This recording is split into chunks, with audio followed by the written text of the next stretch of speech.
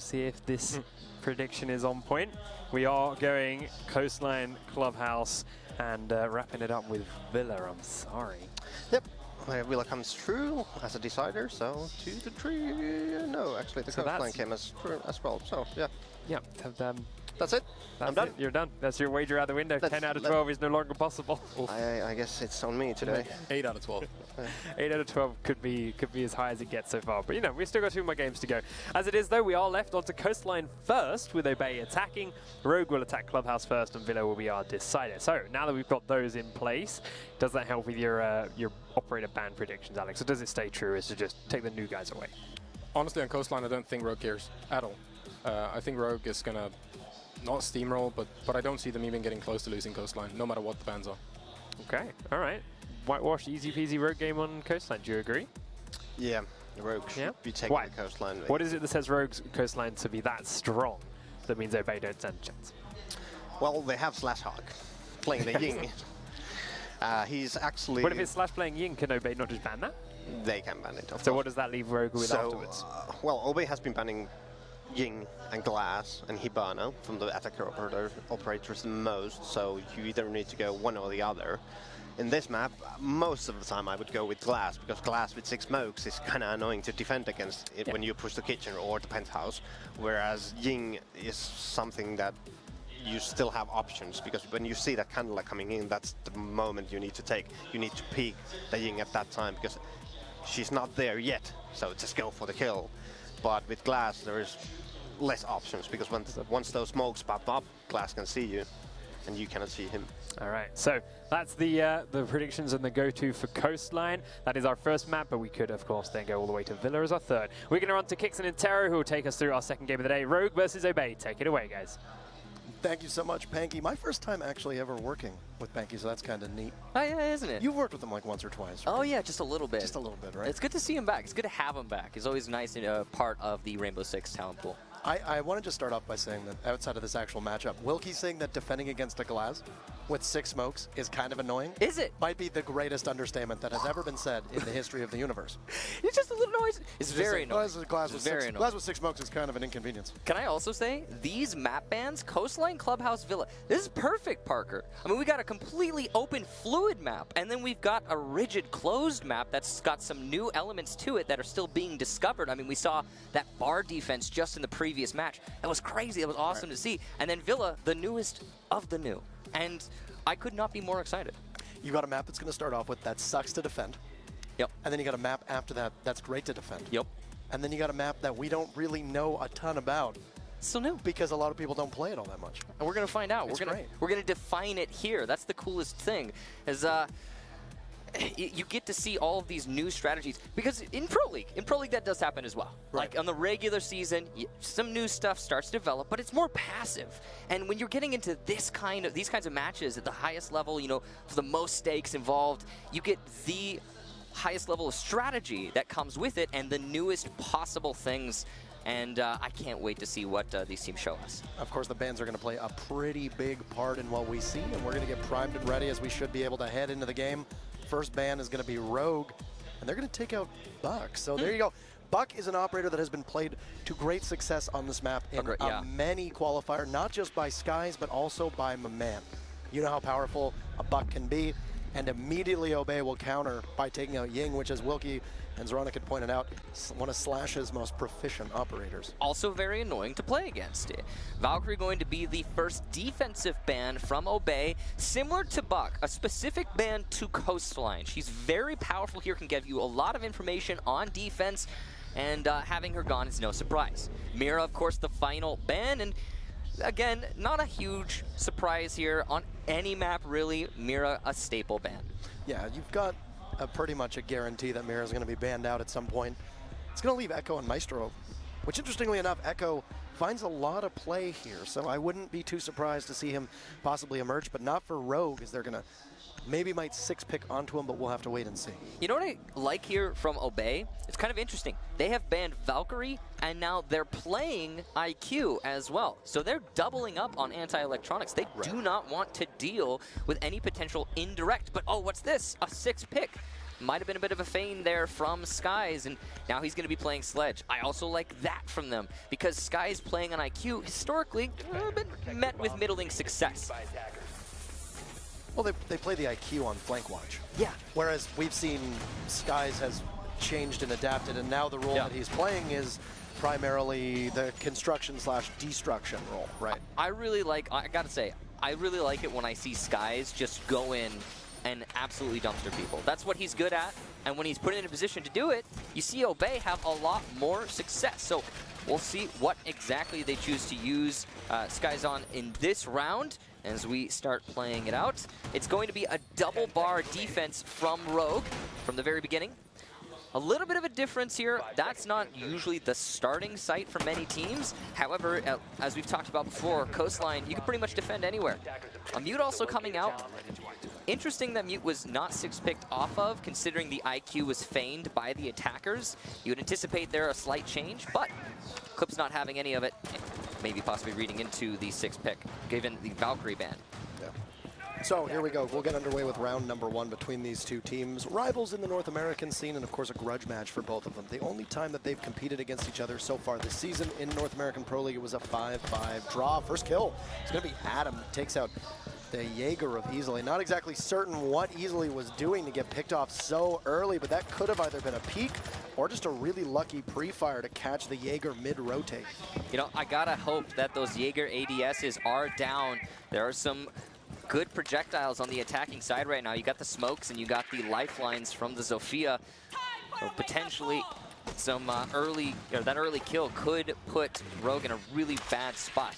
The one thing about Jaeger that we say time and time again is that usually he dies with his utility already set down, Usually, so it's not detrimental, unless you possibly might be going for an ADS juggle, but it's not really commonplace on Coastline as a map. We'd see it a lot more on Clubhouse. Usually you do ADS juggling to support your bandit juggling, so yeah, it's not necessary on this map.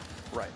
You've got Slashdog posted up on the blue stairs, cool vibe stairs waiting. Skies inside of hookah is where we're going to see Skies play for the most part. 90 seconds in, and just a couple warning shots from Slash. And of course we say a couple, but that Scorpion, it's about 40 bullets worth of a warning shot right there.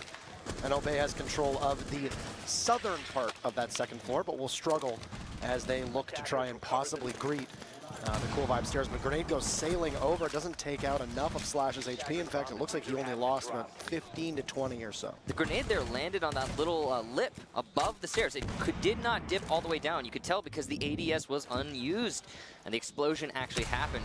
But all the same, the lifeline from the Zofia of Maman will force Slash to reevaluate his position, come all the way over into the kitchen. Now, Obey might not know this yet. They have yet to drone out the blue stairs after clearing it, and Skies is going to start with the face peek. Meanwhile, Obey is starting to set up on a pinch for the B site. They've got a lot of vertical pressure being applied to these Rogue defenders, but they still have yet to deal with any of the main anchor positions. And this is going to be a tough push. I mean, they get Slash back to site. I was suspecting that maybe you sit him inside of that kitchen and maybe have him try to catch a flank as somebody pushes down through the lobby stairs, but that won't be the case. Great timing for Brian as he can use one Toxic Babe. Not a lot of time right now for Obey to possibly get into the site. Two members of Obey working their way in through the front foyer as Skies is still above, and that could be Brian in trouble. But Skies will drop it. Will likely start off the fragging here as he looks around the corner, and Brian will take him out, but being immediately traded off by Bosco as they will trade their blows. Slash with phone calls ringing will go for a pre-fire plant going down from Bosco. Benji establishing control. Tries to go for the Buser, but just missing it by a second. Geo will fall off the Yokai, get the kill onto Maman, but Slash in trouble. He sees the Hibana, will miss it. Bosco gets away with 1 HP. Geo in a huge position right now. Last man standing will look the wrong way, and Dylan Bosco will take round number 1 for his team. Gets the plant off and then does the fragging that he needs. That's a scary sight for a team, is when Bosco's fired up and ready to play. Gotta be honest, crazy plays there from Obey. Good execution through the main side entrance, but the big problem for me is that Geo is sitting in the kitchen, completely safe, no pressure being applied to him as the Echo. He's on his Yokai, and he just barely misses the blast to deny the defuse plant on the last couple seconds of the round. If he had not missed that shot, if he had instead hit it, the defuse plant would have been denied, and it would have been a Rogue round. So a huge hiccup there from the Echo player, and you could see already that they've rotated Geo off of Echo and given it to Easily. So quick adaptation here from Rogue to recognize that the role is not being played properly in that instance and immediately switch. I like that. That means that they're aware of the issue. Not just easily, but also putting Slash on the smoke and giving Brian a fragging roaming role. This is, it was talked about on the desk with both Wilkie and Zeronic. So they can ban maps that they're proficient at. One of the deepest map pools, not just in North America, but in every single region. Rogue is able to be very fluid with what they choose to play on and what they choose to play. We've seen them juggle roles many, many times, having Gio on primarily support and then moving him over to a fragging role, having easily do roaming alongside Brian and then putting both of them on site. It's part of that diversity of their attacking composition, as well as their defense, that has consistently made them one of the best teams in the world. Obey, who is primarily more fraggers, as long as they're hot and they heat up and they're hitting their shots, it doesn't really matter what a lot of their composition is because they always manage to seem to make it work. Yeah, absolutely agree with you there. You know, the interesting thing is that Obey, again, we talked about this throughout the tournament, throughout the group stages. They've been having such a bad regular season. And they're, in fact, I believe, in last place in North America right now. But they've come into this tournament absolutely, as you said it, on fire. They look extremely ready. And I think it has to do with what they talked about in their team video. It's just they're coming into this event with realistic expectations. They're coming at it from a perspective of, yeah, let's just do our best. And that has, I think, quelled their inhibitions and allowed them to really shine. So let's see if... or we'll find out, rather, if that is going to continue for Obey as they continue to play after getting that very first round victory. Something that is very, I guess, symbolic of the way that Obey does play as a team is that once they suffer a loss, they typically do quite well in their series after that. Look no farther than the Paris Major qualifiers. They got knocked to the lower bracket by SK Gaming and then went on to just trounce everything on the way to the finals against Mouse, where they won 3-0. It was an absolute drubbing. Very similar thing happening here. Every single game that Obey has played since the very first loss that they had, which was in their first match to Norarengo, they have looked consistently better and better and better. And now here they go against Rogue, and they have, I would say, probably their biggest challenge thus far. Oh yeah, Rogue, an absolute powerhouse, and one that Obey is familiar with, and I'm sure that they struggle with as well on a regular basis. But today they've looked like they're going toe-to-toe already. We're only one round in, so there's not a lot to judge on. But you can see Bosco positioning himself at the top of the main lobby stairs. This is a really good position. He's going to force the projector anchors to relocate and start to hold from the penthouse. That's a very dangerous thing. Rogue has 4 players, or at least 3 in penthouse, 1 in the guitar hallway just adjacent. And this is not a great situation for them. Now, luckily, there's no Mira, so they have a lot of cover. My man's going to get the very first kill onto Brian. A long angle here. My man has been in the building for a good period of the round, and he's been doing a lot of disruption from that position. Eclipse is going to be under fire very shortly. As you can see, my man working his way through the rest of Hookah. He'll be pinged, and one concussive mine will come out. It will just hit Eclipse, but he's flirting with disaster here. The Yokai drum will continue to mark him, and my man walks away with another kill that maybe he didn't have any business in getting. Not just disoriented by the Yokai, and they will tag up another body. Sky's pushing in, and Rogue is just feeding themselves to the machine at this point. You've still got 2 members of the defense, but now Slash will be felled, and Gio, last man alive for the 2nd round in a row, in a virtually unwinnable position. He still has intel available. Plant going down. Gio will have to try to work his way back towards the site. Look at all those marks. The Carbide's a great weapon, but the SMG-11 will prove to be better in that close range engagement. Obey puts 2 together, and Rogue are still searching for their first round on defense. So I gotta be honest with you, Parker. Rogue absolutely threw that round away. You saw what happened. You could basically hear the call. My man is lit. Zofia is lit. Push him, he's 1 bullet. And unfortunately, for Rogue, they did. They pushed into the main hallway. They, as you said, fed themselves to the machine that is Obey in this current moment. And they opened things up for the attack, making the round so much easier. I mean, even before that, it wasn't looking great for Rogue. They were forfeiting a lot of control. They allowed the Hibana to open up the south wall into projector so early in the round, about halfway through. For that level of attack, that should not be happening. There needs to be something to stop that from Rogue's side. And it just was not played properly. The biggest problem, again, coming back to feeding Obey some kills in the main hallway. They're going to run with the same composition, and they're going to go to the exact same site, and I suppose hope for a better result this time around, but they're going to need to do a couple things better. As you said, the coordination. After a man got that first kill on Hookah, impacted the wall and worked his way in towards the billiards table, they had the yokai drone right above him. He got concussed and had a tiny bit of health, but held the strong angle and peaked right at the right time. And there really wasn't much that I think anybody could have done at that opportunity, and Eclipse got felt. Not only do you lose the Legion, but you also lose the fact that he generates those traps over time, so that's going to be gone from your team. Neither of those were particularly good instances to find themselves in. So maybe a bit less fluid of a roam, and maybe some better calls to know not when to push. Well, the interesting thing about the roam is that it wasn't in conventional positions, right? Because Obey was clearing from unconventional positions. They were going from Aqua and Hookah. And that's, no, okay, I say unconventional, maybe that's a bit of a strong word. It's just a little bit different than normal. And the roamers were playing in VIP Guitar Hallway, which is usually one of those positions the attackers clamp down on heavily. As you can see, Obey is going to be doing that in this round. I like that they're mixing things up, keeping Rogue on their toes, and forcing the roamers to go elsewhere. So what Rogue learned in that last round, they will not be able to apply in this round. This is a good opportunity for Obey, who, by the way, are here currently without a coach. So there you have it. Unfortunate for them, and they trucked through the group stages without the guidance of having a coach in person, which is always a bit of a downside. But to be able to make the strategy work and rotate, as you said, any real opportunity that Rogue had to possibly shore up those weaknesses will not be provided to them unless we can see Rogue go back to this site. But Slash is going to get very aggressive. Oh, Benji, goodbye. So long, the smoke around the doorway through Guitar Hall. That'll be a big starting kill, and that's the Dokkaebi as well. The only set of smokes for the attackers will be gone, and those annoying phone calls, those pesky ring on your cellular device, gone. Very important kill indeed, Parker. But the wall in VIP has been opened up. The Yokai drone is trying to fight back here, easily applying a lot of pressure to Bosco as he tries to lay down those Excaros charges. Meanwhile, Adam will be downed in the Guitar Hallway and finished off finally. Skies with a kill onto Slash, so it's a constant back and forth here between the teams. That Sledge with good window play, able to take out smoke. That's a crucial operator in the dying minutes of a round. You still have the Echo there if need be. Also, important to note that Sky still has one frag grenade available to him. So as well, you've got my man working through the doorway in Hall of Fame, holding that long angle, and two of Rogue's bodies are essentially trapped in A for the time being. They have no option to rotate. Geo sitting in that 90 spot in the hallway, but Brian will take out my man. That's a beautiful shot. It's going to put Obey on their heels, and it looks like it could be the first round for Rogue to finally take.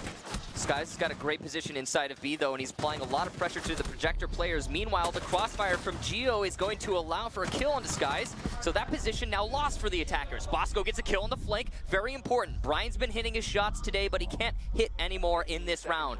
However, it's just Bosco, and he's being constantly hit by the Yokai drone. Geo will get the final kill, and Rogue will get their very first round in this match. Could have been a very scary start for Rogue to go down 3-0 here on this map, especially one that you know that Rogue tends to be quite proficient on. But we also saw Rogue go up 5-1 against Team Secret here before having to go to overtime and winning into the very final round. So there's some staying power among Rogue, and they can keep their composure and keep that cool. They can always manage to make up that ground. As you know, we've said time and time again, the more LAN experience you get, the more disciplined you get, the more you're able to keep your head level, and that's what needs to happen for Rogue. I liked how much tighter they played this time, though everything really got started. That ball for that ball for Rogue got started rolling by Slash peeking into Guitar, likely with intel from the Yokai drone, but you're having your smoke peek around an angle. You could have lost Slash very early on, and that would have been really tough for Rogue to dig themselves out of. It was also mainly, for me, Brian roaming all the way over in billiards, doing so much damage to that attack. And if he had not been constantly applying that sideways pressure, then I'm sure Obey would have had a very easy time pushing in through VIP, and we wouldn't have seen Geo then be able to apply pressure from the main hallway and get those crossfire kills, get Skies inside of sight. He did so much work, and that's thanks to Brian's holding his flank. So good job there from the two. And Rogue now going to Kitchen for their next defense. We've seen set 2-bar and Penthouse twice. Now we're actually going to be getting ourselves into the Kitchen. We'll see what Rogue can cook up. I'm sorry. Oh, your pun was well done. Anywho. Oh. Oh. Oh. Oh. That was a good one, too. Thank you, man. Yeah. All right, so moving on. I hope people are just eating these up. Kitchen happens to be one of the few sites where... I can't compete. Kitchen happens to be one of the few sites where the defense cannot reliably win, but usually get themselves a much better chance than the other 3 sites. The defense's job is going to be made a lot easier by taking care of Skies. Not just a great shot, also those 2 frag grenades gone, the sledge with that vertical positioning and vertical power above Kitchen also will be gone. That's going to leave basically Maman to be the only person to possibly do that. And it really depends on whether they brought breaching charges on that Zofia. If not, they did not. They just ran the Claymore. This essentially means that Maman is going to have to use 2 of those impacts from the lifeline to try and work at the floor. But Gio will find his own kill to start off with Benji gone, and that will be the 2nd round in a row where Benji dies early. Bosco running into a mute gem, but will establish at least some line of sight in the theater and coordination as Maman does the rest of the work to take out Eclipse. That was the mute playing. They'll open up some breathing room for Obey, but still they find themselves currently fighting from behind. I was just going to finish up here. Kitchen tends to be one of the few sites where the defense can rely on a better chance of winning. If Rogue wins this one, they find themselves at a draw on defense on Coastline. That's a good starting base for that first half. Absolutely agree with you there, Parker. And they're looking poised to do so. As Obey, down 1 man, they don't have a whole lot of control. They've got the top floor, but as you stated earlier, what are they really doing with it without a sledge? Skies being gone so early on is going to hurt them a lot. Maman, pretty much most of the soft destruction here, and he's trying to do it all with his gun. The caliber-based destruction is going to make that a little bit harder than it would have been in the past. And the information not going to be as prevalent here for Obey. You can see they've got good ideas of where they need holes open so they can apply the pressure, but they don't have the tools to do so. It's just such a frustrating experience to go through, I'm sure, for Maman. The one also X factor that might not be spotted at the moment is Slash playing down by security. By being in there, he's in a great position to possibly work his way back to site. Having that Scorpion can just chew through anybody should they bother to push down the lobby stairs. That's where Adam is right now. And that Thatcher could be done very early on. Easily will likely call that he's been under fire, and that will be one position in the lobby that Slash needs to move on quickly. There are your marks right there, and there's not much time left at all. So Rogue is in great position with the timing the way it is. Slash will light up a corpse, but of course there's no pulse on the body. He'll work his way in the bathroom. You see Maman with a kill. Gio gets 1 and trying to work his way. Slash will get the final kill onto Maman, and Rogue will equalize. That's what we said about this Kitchen. As is the site that you need to rely upon winning if you're going to be playing on Coastline defense. It also guarantees that Rogue will walk away from the first half tied at worst, losing 2-3. That's really important for a map where you need to run up that score on attack. Walking away with only 3 potential victories, that might not be good enough. No, absolutely right.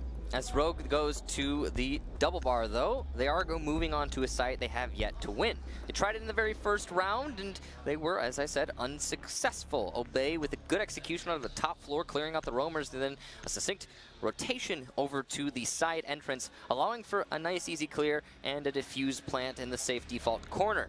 From there, Obey had every tool they needed to hold the post plant, and they did exactly that. I mean, they basically slaughtered Rogue in the middle of planting. There was very little chance there for Rogue to make a comeback, and if Obey can get that very same execution now in this round, I'm sure they'll have a good half. But as you said, 2 rounds for the defense, it's pretty good for Rogue no matter what. A big point of interest is going to be that bar position, because if you recall, Rogue lost control over bar far too easily. It's a very important anchor position. It's where the plant actually went down from the diffuser, and it needs to not be lost this time around. Also could have just been more emblematic of a slow start for Rogue too. You know, they got that. True. They got the kill, or they got that, I guess, a death early on. Easily got picked off within the first 40 seconds, but who knows. We've also got Gio playing back on Echo here, so it does appear that these roles are more site situational for them. As for Obey, the only thing that's a little outside of the ordinary is Skies will be hopping onto Lion, and that is not really an operator that we've seen in the arsenal of Obey so far today. Usually with, like I said, that vertical play for Skies can be so important, but if he's not feeling that sledge, it's a good time to make a change. I mean, this is a round that cannot be lost by Obey Alliance. You find yourself down, heading onto a defense, that's not good. Absolutely. And you know, Skies, the interesting thing about Skies is when he plays operators and weapons and, you know, sights that he doesn't like, for example, ACOG, Lion, he tends to do really well with them. Like when you stick him on something like Lion, I think he's going to perform admirably. He literally hates everything that he is right now, an ACOG and also a Lion. Yeah, but that means he's going to do well on it. He's going to perform on this operator, I'm sure. Instrumental to the way that this defense is played out is number one, you got to make sure that if you're Geo, you're calling where the defuse is going a little bit sooner. Yeah. You can't be trying to get your yokai in a position at the final second of a round. You know they have to be in the midst of an execute at that point, especially when you're outnumbered as Rogue was. And then, of course, not losing a body early on is very important, too. And they've managed to survive almost half of the round. But just as I say that, Eclipse, who's been having a bad day, yet to find the scoreboard, he won't find it this round as he gets punished by Skies with a successful entry from the Lion and currently situated inside a VIP, looking to see if anyone's going to bother to poke their head out at him inside of Billiards. That's unfortunate missing of the basics there from Eclipse, but look at this stack up. Obey, 4 people inside a south office. A dangerous push setting up. They will move their Zofia upstairs, and Adam will be on flank watch, leaving Bosco and Benji the main push. And that double prong into the A site. They're just droning out, seeing what's going on here. They're going to have to face Brian on the smoke, using his gas canisters to slow things down, but the EE1D will make their lives considerably easier. But Man also establishes that the blue stairs are clear using his lifeline, but here comes Easily into Kitchen. He will encounter Skies and lose that fight. The LMG pre-fire winning out. And that's going to put Obey in a great position, 5-3, as they get ready for the final push. The biggest factor right now for Rogue is where is their retake strategy. Geo tries to engage in too long range of a fight. Benji will punish him, and that means that the Yokais will also be non-factors. Final EE1D from Obey as the execute needs to go underway. Bosco will get the plant down inside a blue bar / frozen in place, and my man holding flank watch. Excellent job from Obey. They're going to lock Rogue out, and it's a flawless round as Obey will walk away from the first half with a lead, but a 3-2 on Coastline is pretty razor edge. We'll see what they can do when they move to defense. Again, that was a little bit worrisome. Rogue were missing some of their big basics there. For example, Eclipse on the roam. He's solo roaming. He has no information for Penthouse, and yet he allows somebody to simply walk up behind him, not paying attention. That's got to not happen. We had also Geo playing the Echo. He's the one peeking to deny the push into blue bar. That should not be happening. You're supposed to use your yokai drones to deny the plant. You should be as far away from the action as possible. But yet, that's not what we saw from Rogue. No, I'm hoping that both the yokai drones were expended, and his only hope at denying that push was just by peeking at Raw. But again, I honestly somehow doubt that, and by extension, even if that had been the case, then that's a misuse of the yokai drone. You saw the push was stacking up on the south office. There should have been some information on that, at least something, possibly even a defender or two to try and slow that down. It didn't look like Rogue had much of a grip on that position. No, they've also been foiled by the fact that Skies does these weird entry strats where he will go in very, very on his own, very alone, in a position where really nobody should be going in, and he'll just go off solo. We see it on, when he used to play IQ, you said, you know, they don't get the most usage out of her gadget. That's because... Or just him as a player. Or just him as a player. He oftentimes will thrive in a system where he'll play very far removed from the rest of the team, be tasked with possibly getting a frag or two, and then work his way towards the rest of his fellow teammates. If it doesn't work, that's obviously detrimental because you lose what is probably one of the most consistent players in terms of fragging power in all of North America, but you also lose the utility from that operator. I don't think Eclipse was expecting the Lion to go in on his own and pressure into Penthouse, but that's exactly what happened, and then the kill through theater was ultimately their undoing. Kitchen is going to be the first defense, though, for Obey. We mentioned that this is the most defendable site on the map. They could possibly be rolling the die early on, and they've got to win this one. No, absolutely right. Now, Rogue has the right tools for the job. Geo playing on Glaz. You want to do a delivery push. This is just about the best operator you can have for that execution. They've also got a Lion on Brian. So they're going hardcore into the you can't deal with this sort of operator pool. The operators that just can't be countered directly. You have to wait for their utility to be used up before you start fighting back. And that's something, that's a big ebb and flow, as has been mentioned before. Sky's looking towards the defender through the attackers, as he's now instilled a bit of fear in their mind as he did manage to try and tag up Brian. Brian lost about 25 HP in that engagement. But it's also going to cause Rogue to have to be a bit more resilient with their drone work. You can see Maman has now been the one tasked with looking through the window in Hookah as Sky's on Cool Vibe stairs. It's a pretty advantageous spot for an Ella to be. Of course, you've got those mines of hers that can cuss you when you get too close. You essentially want to play Ella like an angry badger. You don't want to get too close.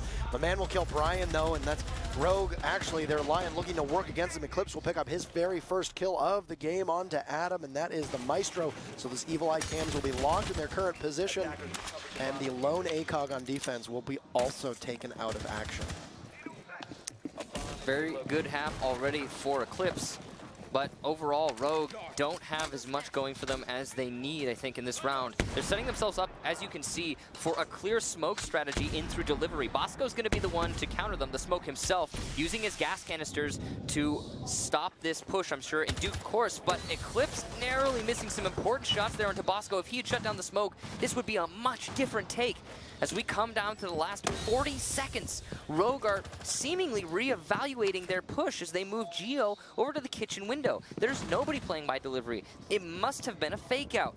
But the diffuser's outside kitchen window, there's only one way in at this point. Slash is going to have to make a vault. As Skies makes his own vault onto Eclipse, he will get the kill, and Benji shuts down Geo. So the Glass gone, smokes will no longer aid the attackers, at least one-dimensionally.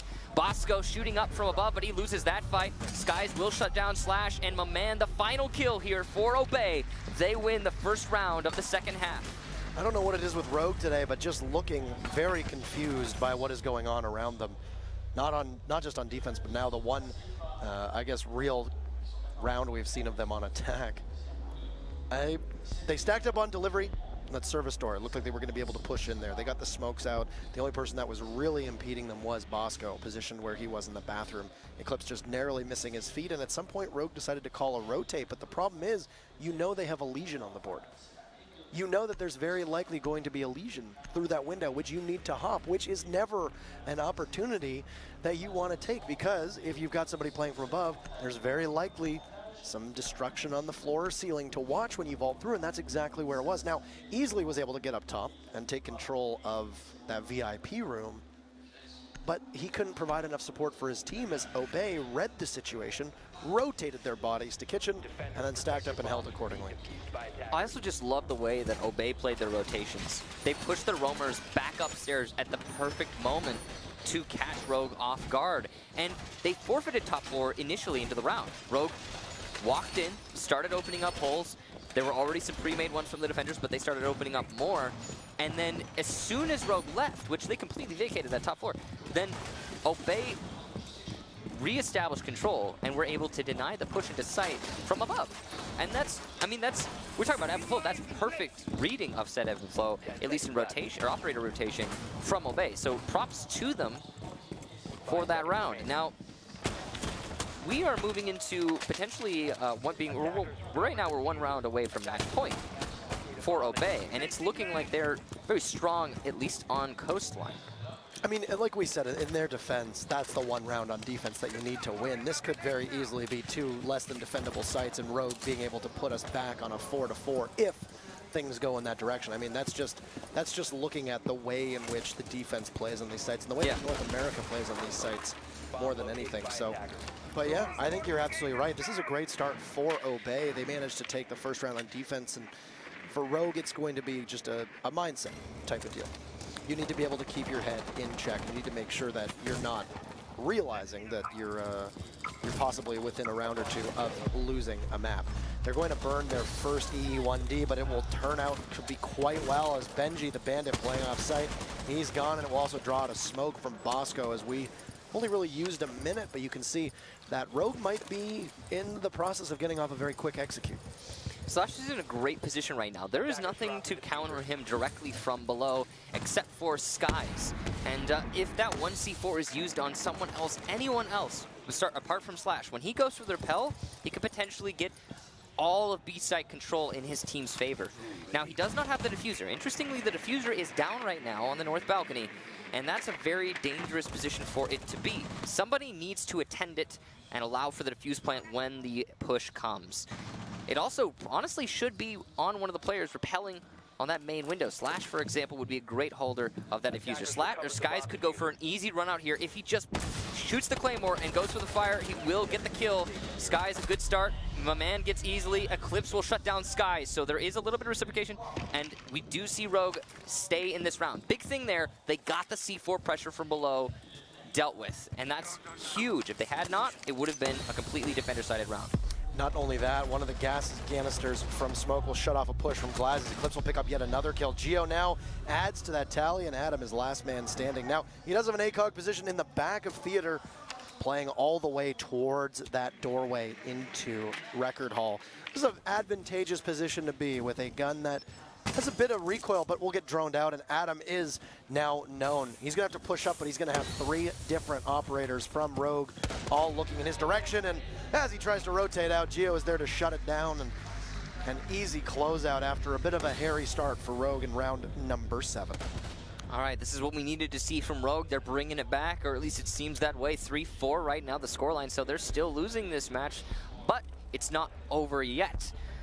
That round as a whole was well done from Rogue. The biggest thing there was that Skies was refragged immediately after getting his run-out kill. Now, he should not have been allowed to get the run-out kill, in all honesty, but the fact that he didn't get that kill, slink back into the kitchen, and then C4 someone else from below is huge.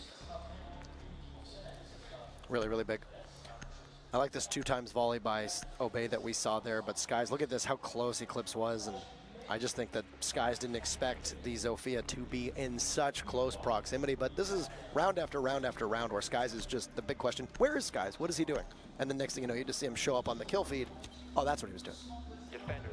Creeping up ever so slightly to get that kill. Absolutely. Now,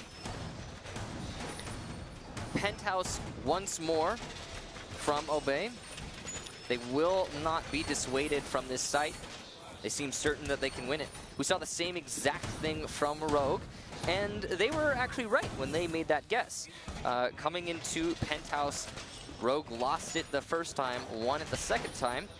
See if Obey can do the same. Have a relatively similar setup from both squads.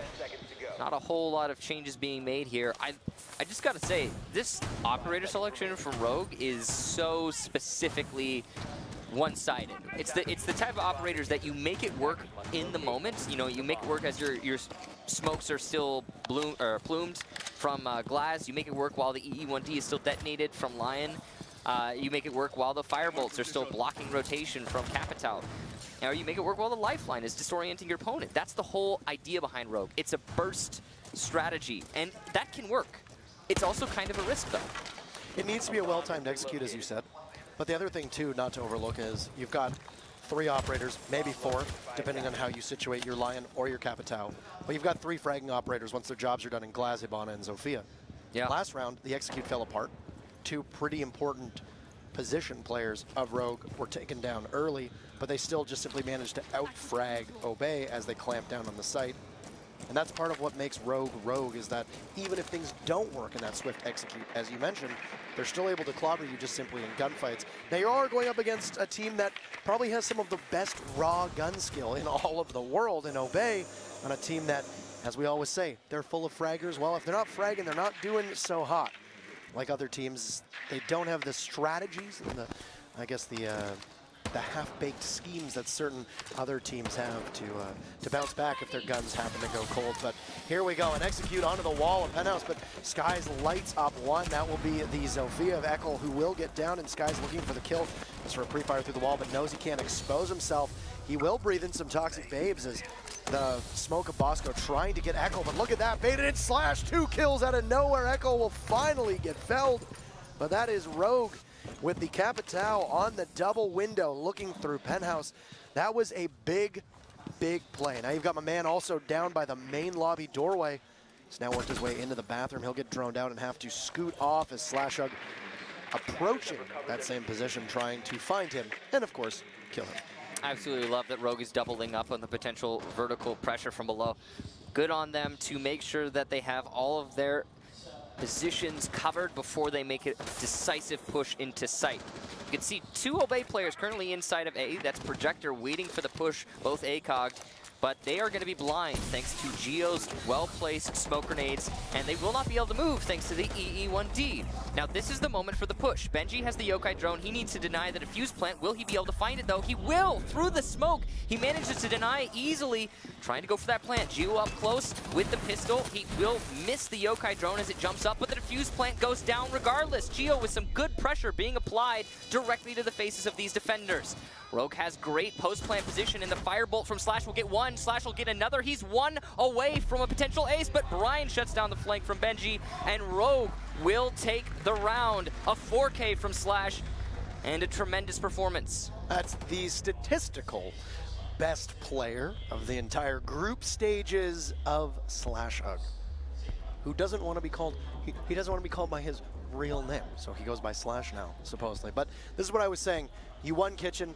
It's the site that you need to win. If you're losing Kitchen, that's obviously a huge problem. You have to go to the other sites.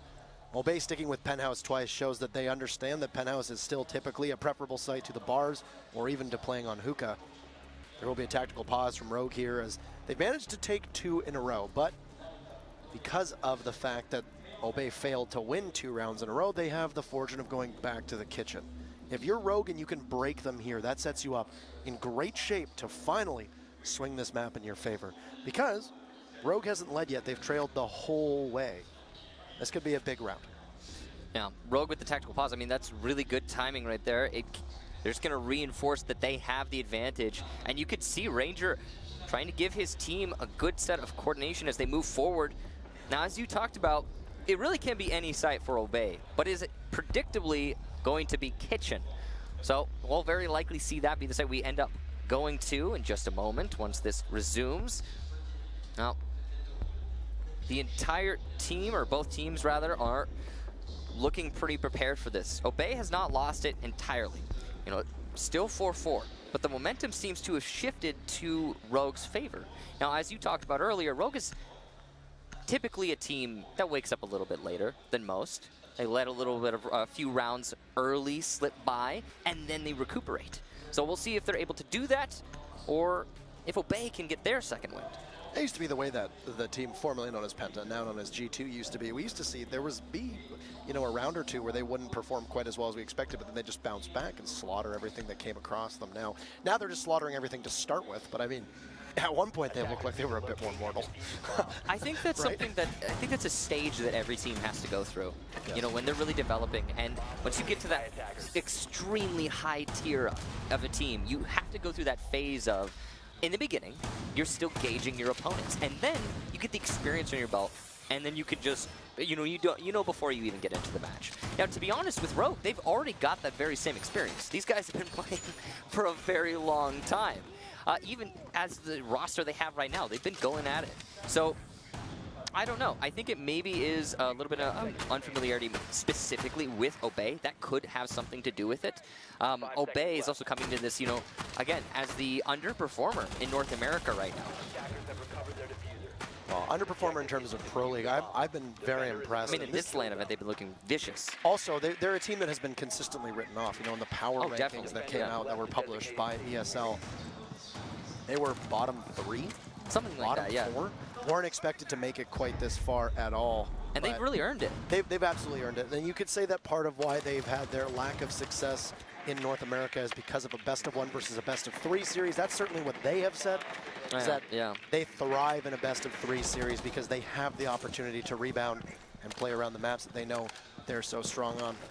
We'll see how true that is, as this is a pretty pivotal round. We will move to match point no matter what the outcome is. It will be for either Rogue or Obey. We'll find that there's about a minute off the clock here, as this is the same execute heavy lineup you talked about before. No, absolutely. They've been leaning into this heavy Rogue, and Obey have been pretty good at rebuffing it, but at the same time, they haven't really had the best luck. The only thing they managed to win, again, as we talked about, that kitchen defense, and since they get to go here again, I gotta say, they really need to win this kitchen defense because their penthouse hold was just not great. They held through the utility usage, but just got out-fragged on that site from Rogue. So that cannot happen. Now, Rogue themselves are setting up to take double bar. Benji's trying to hold it from Sandwich, which is not a great position, to be honest, especially when you're going up against a Captain Capitao. You can see one of the peaks from Sandwich is cut off using that Firebolt. An EE1D will allow for an easy push here from the Rogue members, but Benji's still holding on. He's also got the support of my man in the main hallway. Pistol comes out from Geo. We've seen this a lot before. This is the high damage PMM, low magazine count. Goes for a pre-fire, cannot hit it. Slash will get Benji though, so finally the Jaeger inside of Sandwich shut down, leaving my man in the hallway trying to survive. He's gonna get hit by that lifeline, but it was not proximity detonated, interestingly. At least not initially, which means the attackers might not know that he's playing in that spot. So good control over that Sunrise bar as man will play aggressively on Cool Vibe stairs. Final E1D will go, but man gets Brian right as he's calling in the drone. That is an important kill, but at least the Lion would have been a fragging machine at that point. Skies will get found out and finished off with Slash, who has come alive. 2 big kills. Adam on the anchor position, playing inside a lobby, will take out easily, and that's one of the pushes in towards the kitchen. That will be no more. Now put us at a 3v4. Rogue still holding on, but as you can see from Geo earlier, and one of his smokes got eaten up. What is the Capitao going to do? This is going to be a big point of contention for Rogue is going to be, or a big point of contention for Obey is how do you deal with the Capitao of Slash? They have not established second floor control whatsoever, and that could be to their detriment, but Eclipse will see my man through the opening in the floor and get the kill. Sprinting right in, Slash will just get gunned down by Adam, but that's 2 for Adam. Then Bosco jumps in, Obey will answer, they hold on, they win the site. They absolutely need to win off the strong quarterbacking of that Maestro in lobby. Obey on match point. I loved the way that Obey set themselves up there. Unfortunately for Rogue, they played right into that defense, opening the kitchen wall. So there are 2 philosophies with kitchen. You can either anchor hard in the site and reinforce the kitchen wall, or you can open the kitchen wall and play from main lobby, play from the open area in the middle of the map, play these positions off of site. And that's exactly what Obey did. And luckily for them, they had the right operators in the right positions in main lobby. That's mostly Adam, allowed to wreak havoc on the attack as they push from Sunrise Bar. Good prediction there from Obey, and a really bad site read from Rogue. Adam and the lobby of Coastline have such a strong relationship with one another, if I would say so. You always have that opportunity to shout his name inside of the main lobby. Anyhow. Adam! A big play from him though, and it will move to Obey to Penthouse and Theater. Now, they have defended this site twice and lost both times. So, is that trend line going to hold? The trend line is such an important thing to keep mind of. Teams bucking the trend have won series over their opponents. What will happen here? You had 2 opportunities for Obey to be able to close it out on this site. They couldn't do it either time, neither of which were particularly close. Rogue looked like they were banging on all cylinders both times they pushed into this site. Is that going to happen again? So, you talked earlier about how Obey is one of those teams at this event, you know, they like the best of 3. They like to be able to bounce back in the later maps. But they're already looking strong in the very first map. And that's got to be worrisome for Rogue. What does Obey have to bounce back for? I mean, in this match, I got to be honest, Obey looks like they're playing for vindication, you know, redemption. The name really being meaning more than it has so far, again, in the season. And I think they've definitely achieved that. And Rogue are struggling to face it right now.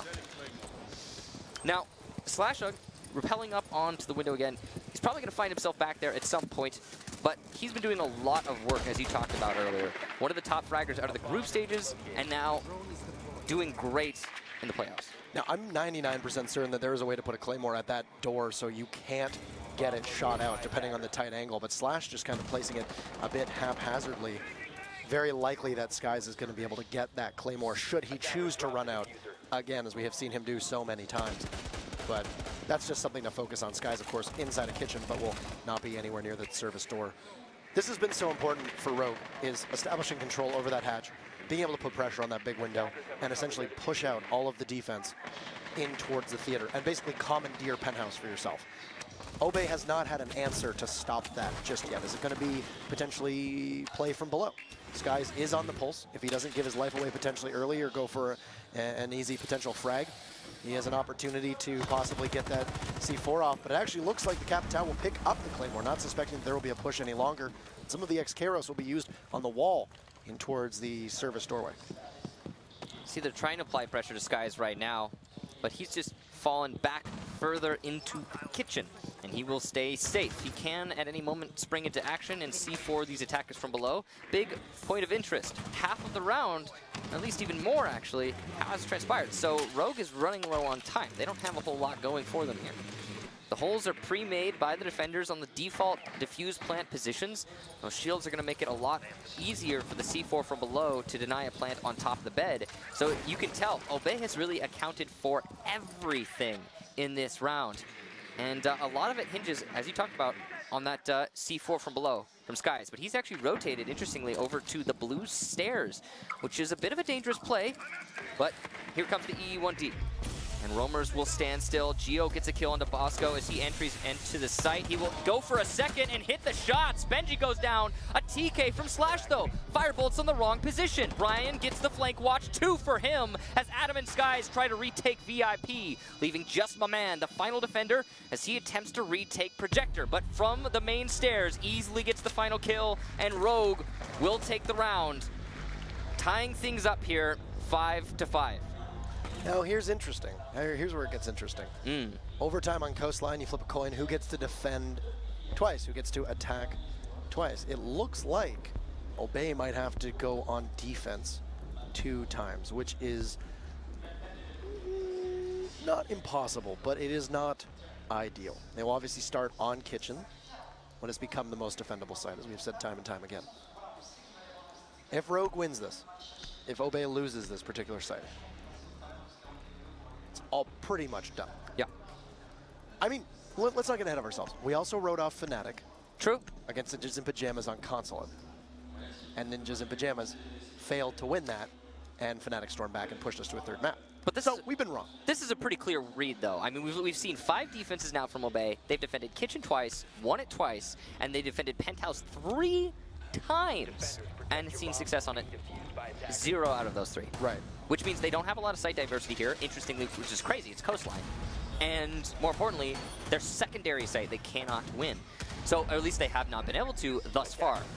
So, Obey has to change something here. The truth is Obey will have to change something drastically in their site defense of any other site besides Kitchen in order to get this W. It's gonna be very difficult. Also, last time around when we saw Rogue pushing in, they came very close to being able to win this before it slipped through their grasp. If there's a team that's going to make that incremental progression towards winning, unfortunately, I'm not giving it necessarily to Obey. I'm giving it to Rogue. If Rogue is going to find all the weaknesses in your strategy and come closer time and time again, then that's not going to bode well for any team they're playing against, which just so happens to be Obey right now. If Obey gets a very early pick off here, though, I can foresee Rogue completely falling apart. One point of interest is Slash almost ends up being that early pick, as I just mentioned. Eclipse moving off of the Zofia onto a Monty. Are we about to see a smoke Monty plant strat through service door?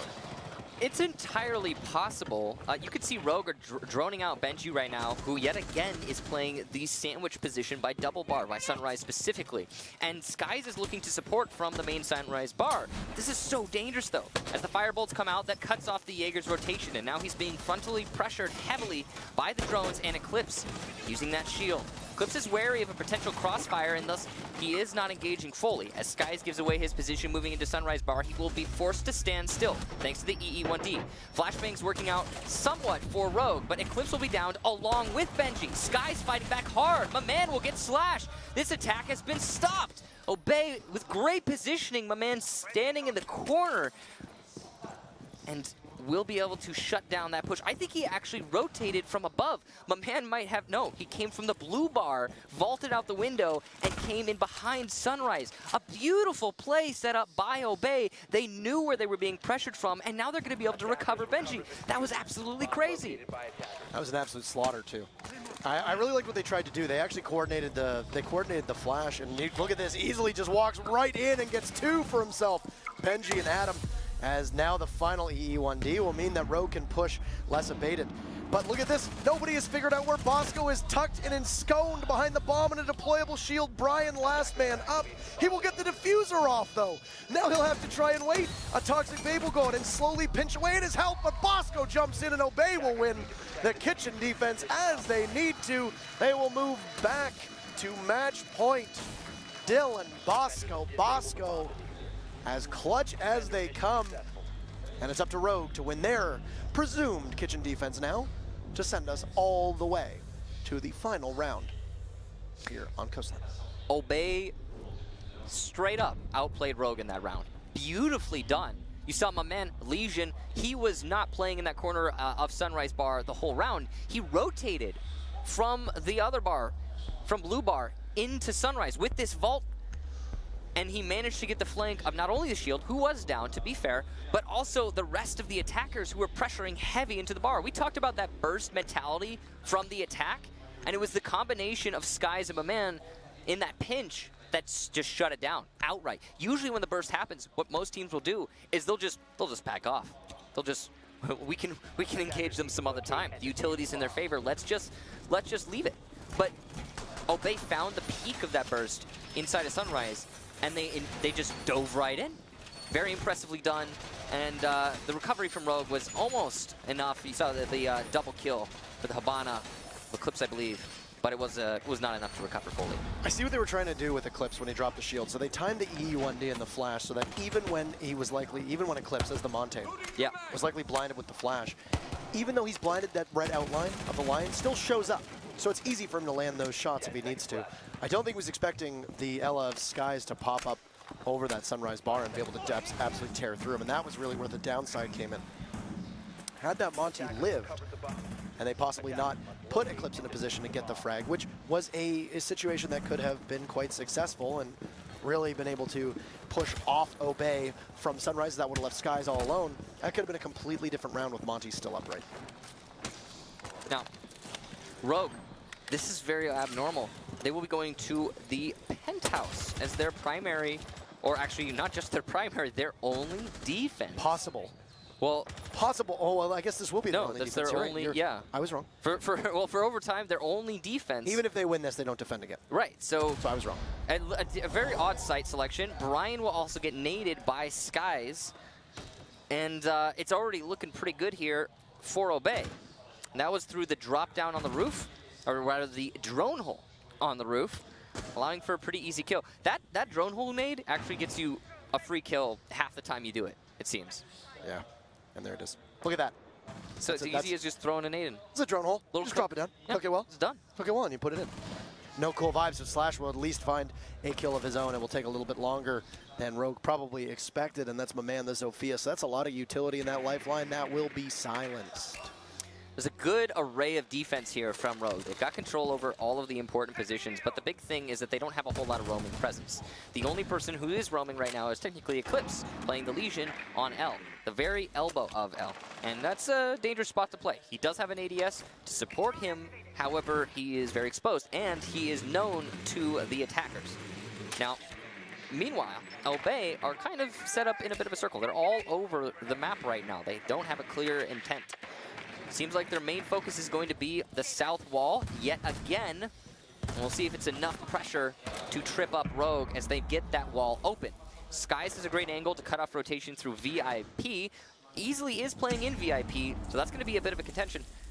You can see Easily peeks into it. He's aware of his opponent, and he will land the shot. Very important kill there for Easily. And he's continuing to fight Luggage Hallway from VIP using those open holes. I don't think Skies was anticipating somebody being that far up and that aggressive. But on Repel, Bosco will do what he does best, and that's open up the theater wall. This is going to give Adam a line of sight in towards the rest of Penthouse and some of theater. A Toxic Babe from Slash will answer that as both Benji and Adam wary of some positioning coming from the defense, as that's Eclipse playing just by Luggage Aqua. He'll toss down a goo mine and Benji will hit it, but the SMG-12 is just so strong in that close range engagement. That's an easy kill for Benji. I'll put us at 3v3. On the line here is map number 1. Rogue, only Slash below full health. 2 from Obey that are just a little bit below 100. Bosco will sustain some damage, and that will be every single member of Obey who has lost their health. There's 10 seconds left. Obey is going to have to hurry. There's a rotate from Easily. He's been so good. Adam in sight. They'll have to just frag out, but Bosco down. Adam a team kill, and that will be Rogue winning it out. As it's poor clock management from Obey. We will go the full distance here in our very first matchup between these two North American teams. We'll head to the final round of overtime. And this is the big one here, Parker, as Obey has yet to win any defense apart from Kitchen. They will now be forced to go to anywhere but Kitchen. So they're going to have to change history in order to make history in this first map. For a second there, they had locked in, you can't see it on your screen right now, but for a second there, they'd locked in Penthouse. They're going to have Blue Bar and Sunrise Bar now as the two sites. You see Sky's just cooking the nade and just dropping it down, and that's a no thank you as he's able to pick up that kill. And that was really big to start the round, but I mean, it really didn't end up doing that much in the long run. Brian was essentially there to establish map control and possibly get anybody who pushed in through Aqua, through Billiards, or through Hookah. As a 3-speed on Cool Vibes can rotate out pretty quickly. Well, the setup here from Obey is kind of interesting. The way that they've decided to pick their operators, specifically Adam on the castle. I mean, he's a very useful operator, especially on this site. In fact, you might even say essential on this particular site. But it's just a little bit different than what we've seen from them so far. They've got the double indirect with the Maestro Echo, and that's going to be huge for this site. The typical attack strategy on this site is taking in through the south office, opening up the bar wall, and planting behind Blue Bar. And that is very likely what we'll see Rogue attempt to do. But there are so many other strategies available. For example, pushing into Sunrise Bar, coming in through the side entrance, and planting on the couch. Well, indirect utility is going to have to be placed accordingly. From the defenders, those Maestro or Evil Eyes and the Echo Yokai drones. Luckily, the Yokai is mobile. The castle barricades, on the other hand, will have to be placed as well in good places to slow down this push. Well, you can tell that it's going to be a lot of presence on the top floor for Obey. You've got the two castle barricades. We saw very briefly the one at the aquarium doorway leading into Billiards, and the other at the hookah doorway from the balcony into the actual hookah room. And Geo as a Glaz that's actually kind of a fortunate pick for them. Now we know Rogue has been running a Glaz on every single attack strat. In fact, they have run the exact same composition. Well, except for the one time that the Echo was subbed out for the Zofia, who had been run previously. They've got Eclipse back on that Zofia, but Geo as the Glaz can determine whether he's going to use quite an abundant amount or quite a large amount of his ammo, which is not in great abundance, to possibly take out those castle barricades or possibly have Zofia use those lifelines. But you can see here for Eclipse, he does have breaching charges on him, which is something that we've seen a number of Zofias run with. It allows you to fulfill the role of a buck or a sledge if they're not available to your team, while still having pretty versatile gadgetry and good fragging potential. Even if you do have a buck or a sledge, it's sometimes prudent to bring those breaching charges because they may die. Right. And you want to have second options, especially if you're not worried about any particular flank. You don't necessarily need a Claymore. We have seen teams at times bring excess Claymores and just not have anywhere to use them on. And then you have, it's just redundant utility. Now, Rogue, see they're droning out their opponents right now. They're trying to use their vertical pressure as much as they can. And we'll try to go for those castle barricades upstairs and start pushing their way into Hookah and Billiards. After opening up the castles, they have that position now easily accessible to them. In fact, the entire top floor has been vacated from the defenders. They have fallen back, realizing they have wasted plenty of time, and they do not need to rush themselves, especially as we come down to the final minute. The defense just needs to wait.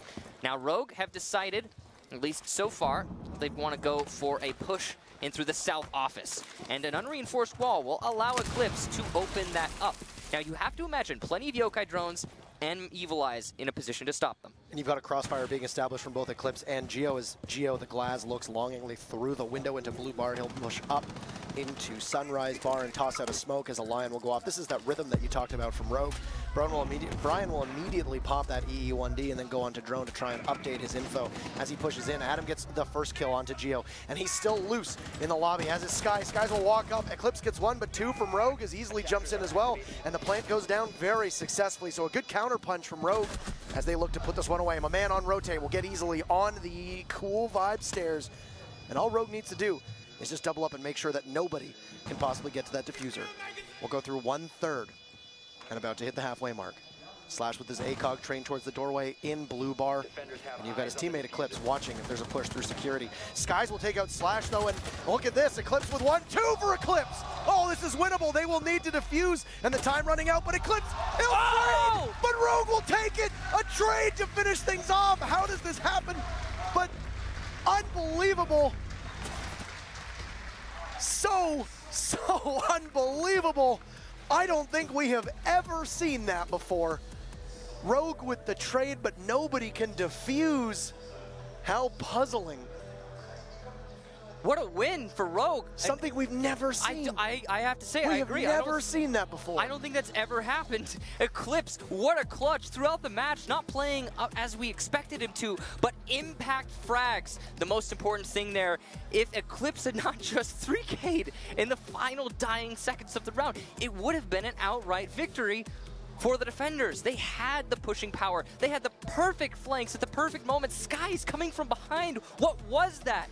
It could not have gotten any better in that retake. And yet, Eclipse playing it perfectly. Wow. Astonishing. That has to be the closest match I think we've ever casted. Constant back and forth. No team able to establish a decisive lead at any point throughout.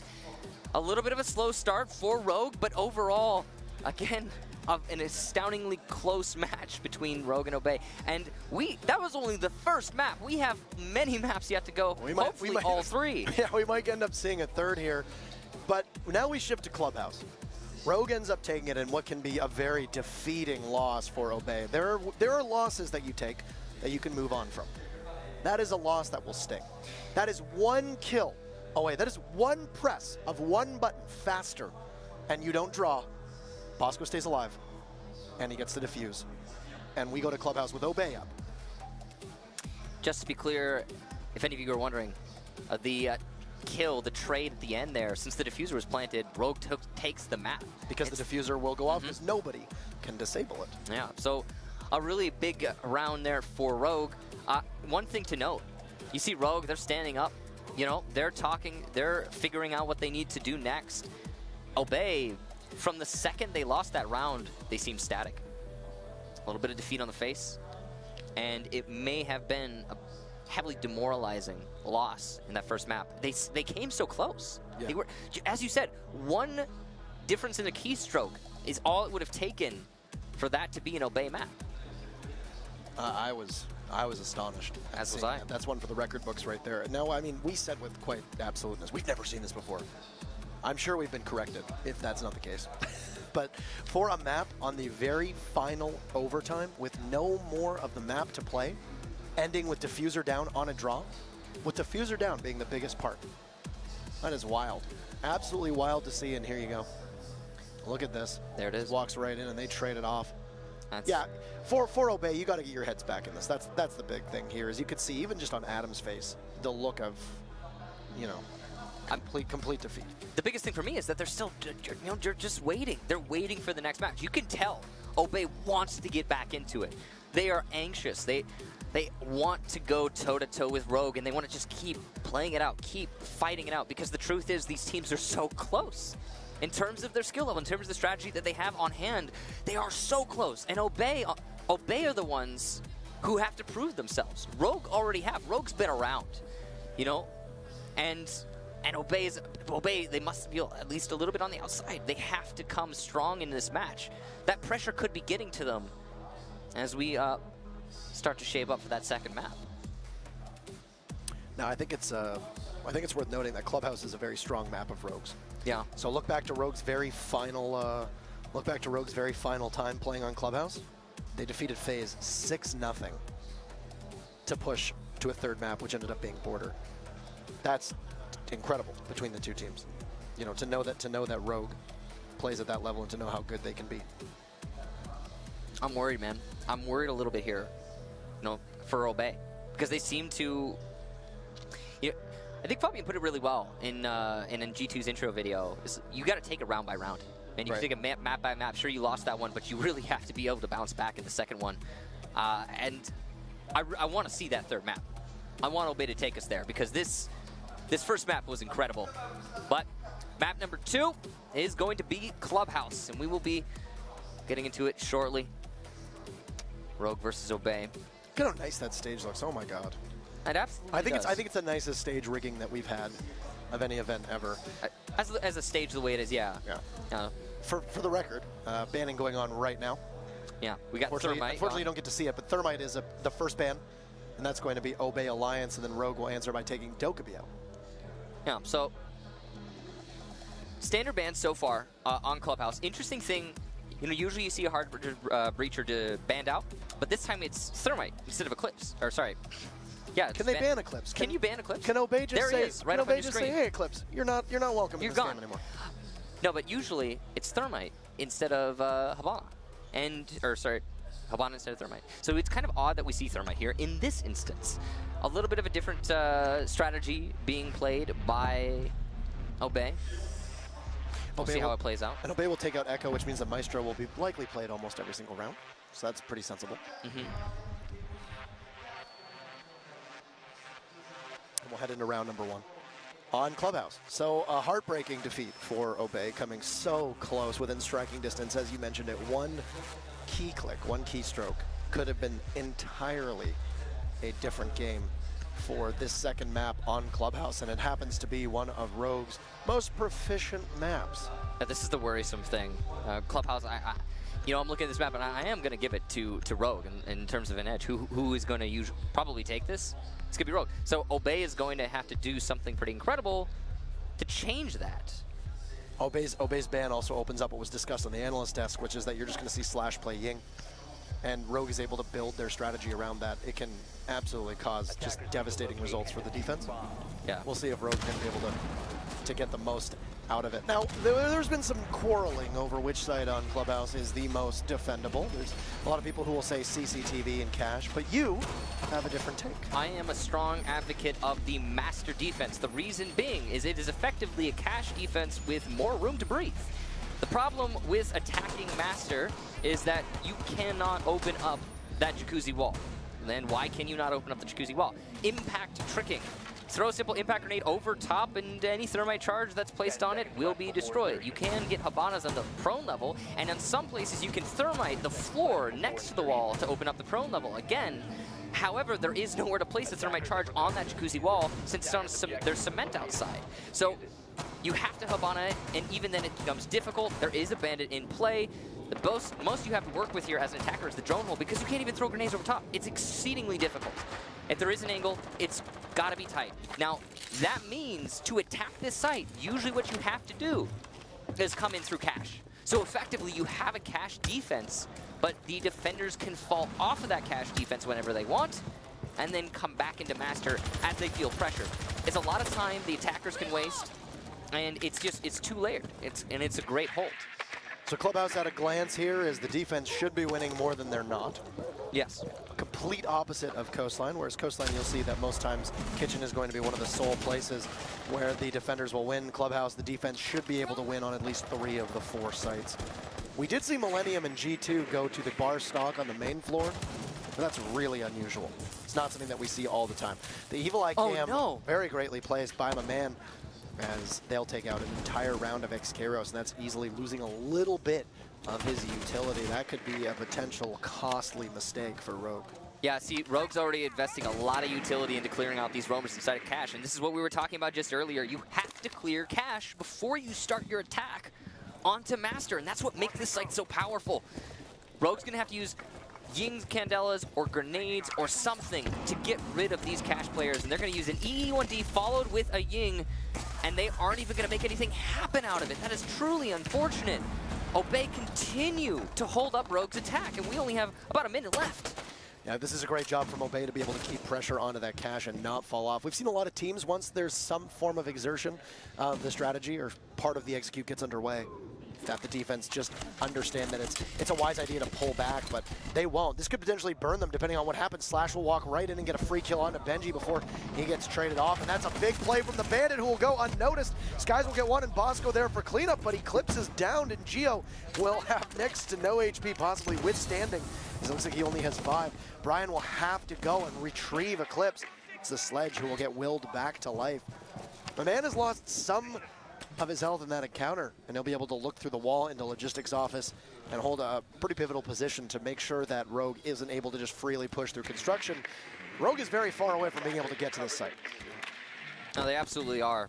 They entered into a meat grinder, and they're still alive. That's the most impressive thing to me, though. They have very little HP on the Rogue side, but they've got enough utility to make a last push. Information from the Evil Eye. We'll call it Eclipse's push in the pre-fire from Maestro, but my man loses the fight regardless. Adam has taken down Geo, so it's an even trade. Adam gets another down, this time onto Brian, leaving Eclipse the last defender, and he dies to Adam, the Legion Trap, absolutely outskilling Eclipse, and Obey will take the first round. A very impressive hold, starting with that meat grinder of a hold in Cash Room, and then followed up by just waiting the round out. Just watch where you step. So Obey takes the very first round on defense. That could have fallen apart pretty quickly for Obey, which was a very unideal situation for them to find themselves in. You hold the defense, you do a great job, you run down 2 minutes of the clock, playing inside of CCTV very aggressively, or Cash rather.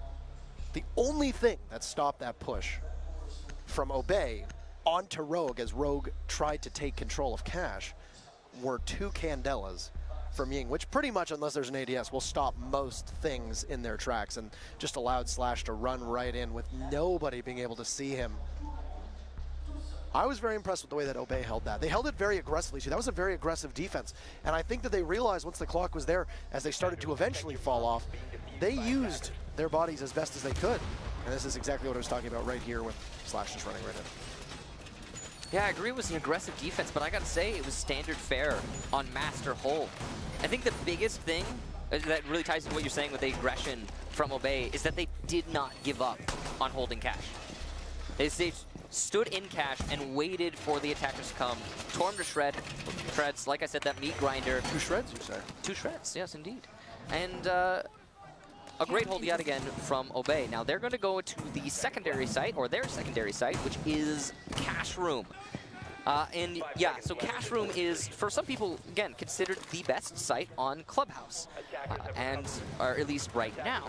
And we'll see how that plays out as, again, the meta continues to develop. Like, the big thing with Master is, like I said, the reason it's considered by some teams to be the best right now is it's just a Cash Room defense with a fallback. But that's because nobody's figured out how to attack it outside of that. You got the Jacuzzi wall, sure, but that's inaccessible. So what else can you do? We have yet to see the meta be defined in another attack strategy, and that could very easily change in the future. Another team could find a really nice route. We're just not there yet, because Clubhouse is still relatively new. I would imagine that the ability to use that impact grenade onto possibly taking out the Thermites, I mean, I know it's been used before on Border in particular, but I wouldn't be too surprised to possibly see that get changed at some point, just to add... It's very powerful. It's very, very powerful. Yeah, I wouldn't be surprised either. Now, you can see Rogue mounting Master, and they're going to start with an attack into construction. Adam is below them right now. There's a lot of soft destruction from below, so there could be a C4 easily. Brian also going to get the first kill here of the round. Adam goes down, so there's the pulse gone. That vertical play the defenders had will not be accessible. Yeah, that's a big opening kill for Rogue. And it's honestly, it's a sigh of relief to know that you don't need to worry. Now, Rogue have good control, and they're going to start their push, as I said earlier, from construction. Got to deal with that reinforced wall, which I believe might be bandit batteries. The C4 actually will get those bandit batteries, though. Kind of an interesting choice of C4 there. I believe he missed it. Unfortunately, outplaying himself. Skies also going to be disoriented, forcing him to fall back just a little bit there. Xcaros will eventually start going down on the wall, opening up line of sight for Rogue. They've got a lot of great utility here for their final push, and they're already starting to bleed those gas canisters. The Ying Candela is still in hand, though, for Slash, so at any moment the burst can come. And Obey is playing far afield. That was an excellent choice by Skies to be able to get the 2 rounds of X-Karos instead of the 1. Now, he did lose 1 panel of that wall. The Zophia's just used a bit too early by Geo, and Obey not falling off of their positions. Yet again, we are seeing this resilience on this particular defense to just hang in there as is needed. Geo does have a very great angle at the moment, sitting just outside on the roof, looking in towards the B-bomb site. If there's anybody that's going to potentially go for a rotate, there is a pretty good suspicion that somebody is playing up on those stairs by Cash, and that's usually where someone is going to be. So you want to make sure that that gets cut off. And look at that, it's Bosco right now, who could possibly push in through the doorway. He'll see Geo, so Geo moves, and it'll be Bosco who is able to get away with the kill, but a smoke grenade from the defense as Eclipse jumps into the frame. A man is down, Slash will sprint in amidst all the Candelas. Brian will get a kill, Eclipse and Bosco, and it is just absolutely stacking up. But where is Skies? Eclipse last man standing. He's got a Gumine in his leg, but will not be able to plan. Obey will put 2 in a row again on defense. Obey is very good at opening these maps up. Yes, they absolutely are. How well can they stick with it? Well, they won the last 2 first rounds in the previous map. So it could very well be that Rogue start to wake up now and they start their comeback, and this goes the same way as map number 1. It also could be that Obey is reinvigorated. We also have to remember, though, that's a defense-sided map. And Obey seemed to be very comfortable on that top floor. Master was pretty decisive. They had a really great setup. Cash Room was a little bit closer, but still went the way of the defense. And now Obey gets to go to the basement, which is considered to be still a very viable site despite the changes that were made. In fact, maybe even better after the changes that were made to blue. It allows you a lot more maneuverability as a defender, and it forces the attackers to clamp down on more avenues to deny a rotation late in the round. We'll see as Obey sets themselves up. Now, the important thing to remember here is that Thermite is banned, which means the basement is actually one of the most buffed sites, in my opinion. I mean, you look at all the other sites, and they're still a lot better now that Thermite's gone on this map. But basement helped by the fact that if you're a Hibana, you're the only hard destructor, you either open the drop downs, or you open the dirt tunnel, or you know, you kind of open one drop down and maybe a crouch hole into the dirt tunnel. But either way, I expect the dirt to be contended heavily by Obey, forcing you to open up a crouch or higher, so you cannot prone your way in as an attacker. That's too dangerous. And I expect there to be a heavy emphasis put on those drops from Rogue, given the lack of Thermite.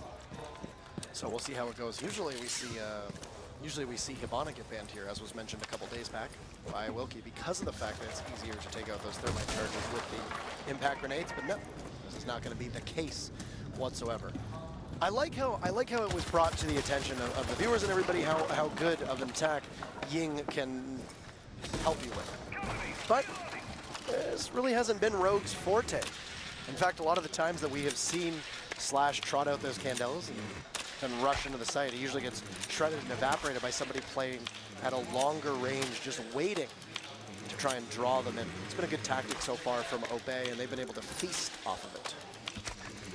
Now, the Rogue is doing the typical fare for Clubhouse, which is drone out everything and establish that there are no roamers and deny any roamers potentially in the late round. The dangerous thing with that is now Clubhouse is a much bigger map than it was in the past. There are many more places for the roamers to hide, which means you have to spend more time droning them. And now it doesn't look like there are any actual roamers right now for Obey.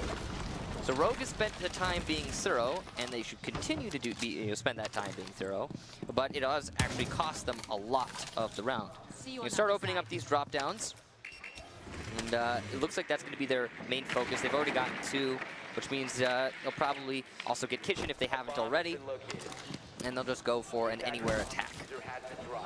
Now, you can also see that a lot of soft destruction potential for Eclipse on Rogue. You can open up a whole lot of this floor. Over by the hallway, cut off rotation, in the kitchen, apply some pressure to the anchors. There is a pulse, so you have to be afraid of those C4s. But Rogue doesn't seem to be going that way at all. Looks like their main focus is going to be on blue, which makes a lot of sense. It is a much easier position to attack than it was in the past, because that extra lane. They're going to be confronting Skies, though, who will be playing in utility specifically.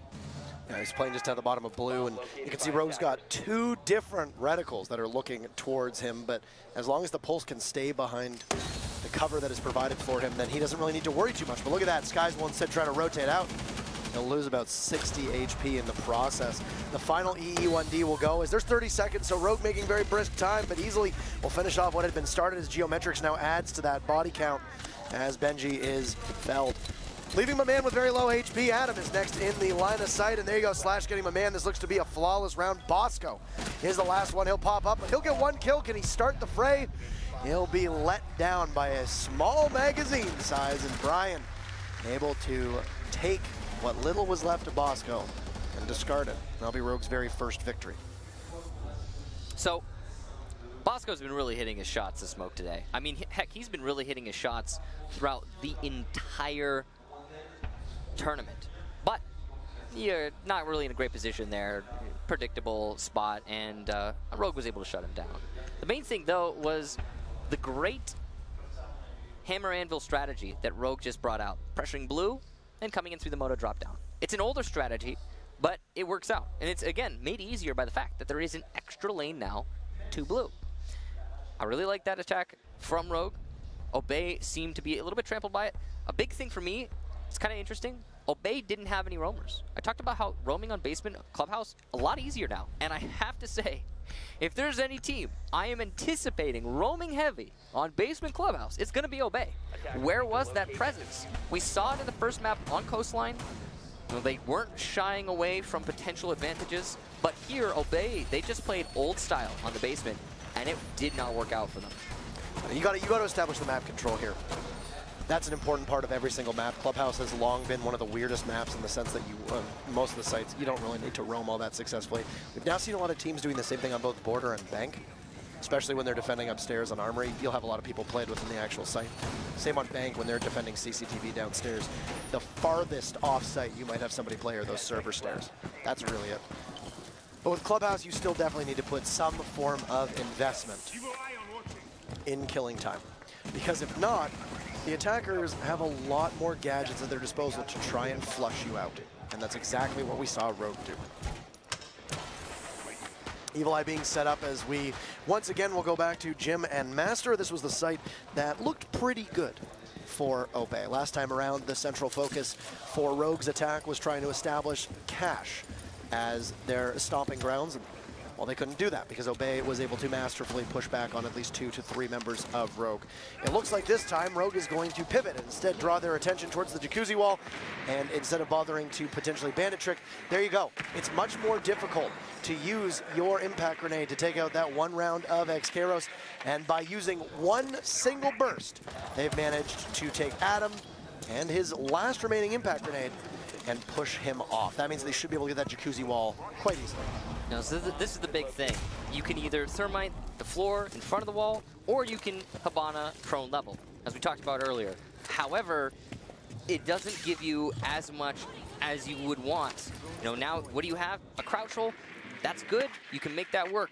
So Rogue has kind of sidestepped the Cache take, and it makes a lot of sense. I love this change here from Rogue because, I mean, think about what happened last time they tried to clear in through Cache. It was a disaster. They cannot make it work because Obey set themselves up so well. Now Obey are the ones who are going to have to adjust their style of play since Rogue has managed to get that wall open. As you said, very impressive. Good job to them. Now, Obey has the line of sight to deny the push-in. You could see my man is just waiting for an opportunity to get a kill, and he will actually start things off onto Geo, but that was on the drop-down above him. As the EE1D detonates, though, here comes the push from Rogue, and they are already planning the diffuser in sight. Slash is using good smoke cover here, but he will be downed. All the while, the diffuser is going down, and it will be planted. Adam and Bosco get one easily, getting his own in the hallway, but this is post-plant situation for Rogue now. They don't have the best post-plant positions, however, and this could work against them. You see the Habana of Easley gonna relocate over here to the B window, but he's gonna be confronted by my man. Easley will get Bosco, and another for Easley. My man, the last defender, Benji, and my man, the last defender, and they will take it. Well done, retaking onto the defuse plan and getting the round. 3 for Obey, and Rogue struggling in that attack. They just didn't have the angles they needed. Yeah, that was a big miss by Eclipse there. Easily doing a lot of work, but of course, you know that the Type 89 doesn't have a very large magazine. You get pushed twice at a time. Yep. Can't outduel the much larger belt-fed, I suppose, mechanism on the Alta, the LMG that's available. So I really like the idea there from Rogue, but easily rotated very well. He got there very quickly. He was able to get that two-piece that he absolutely needed.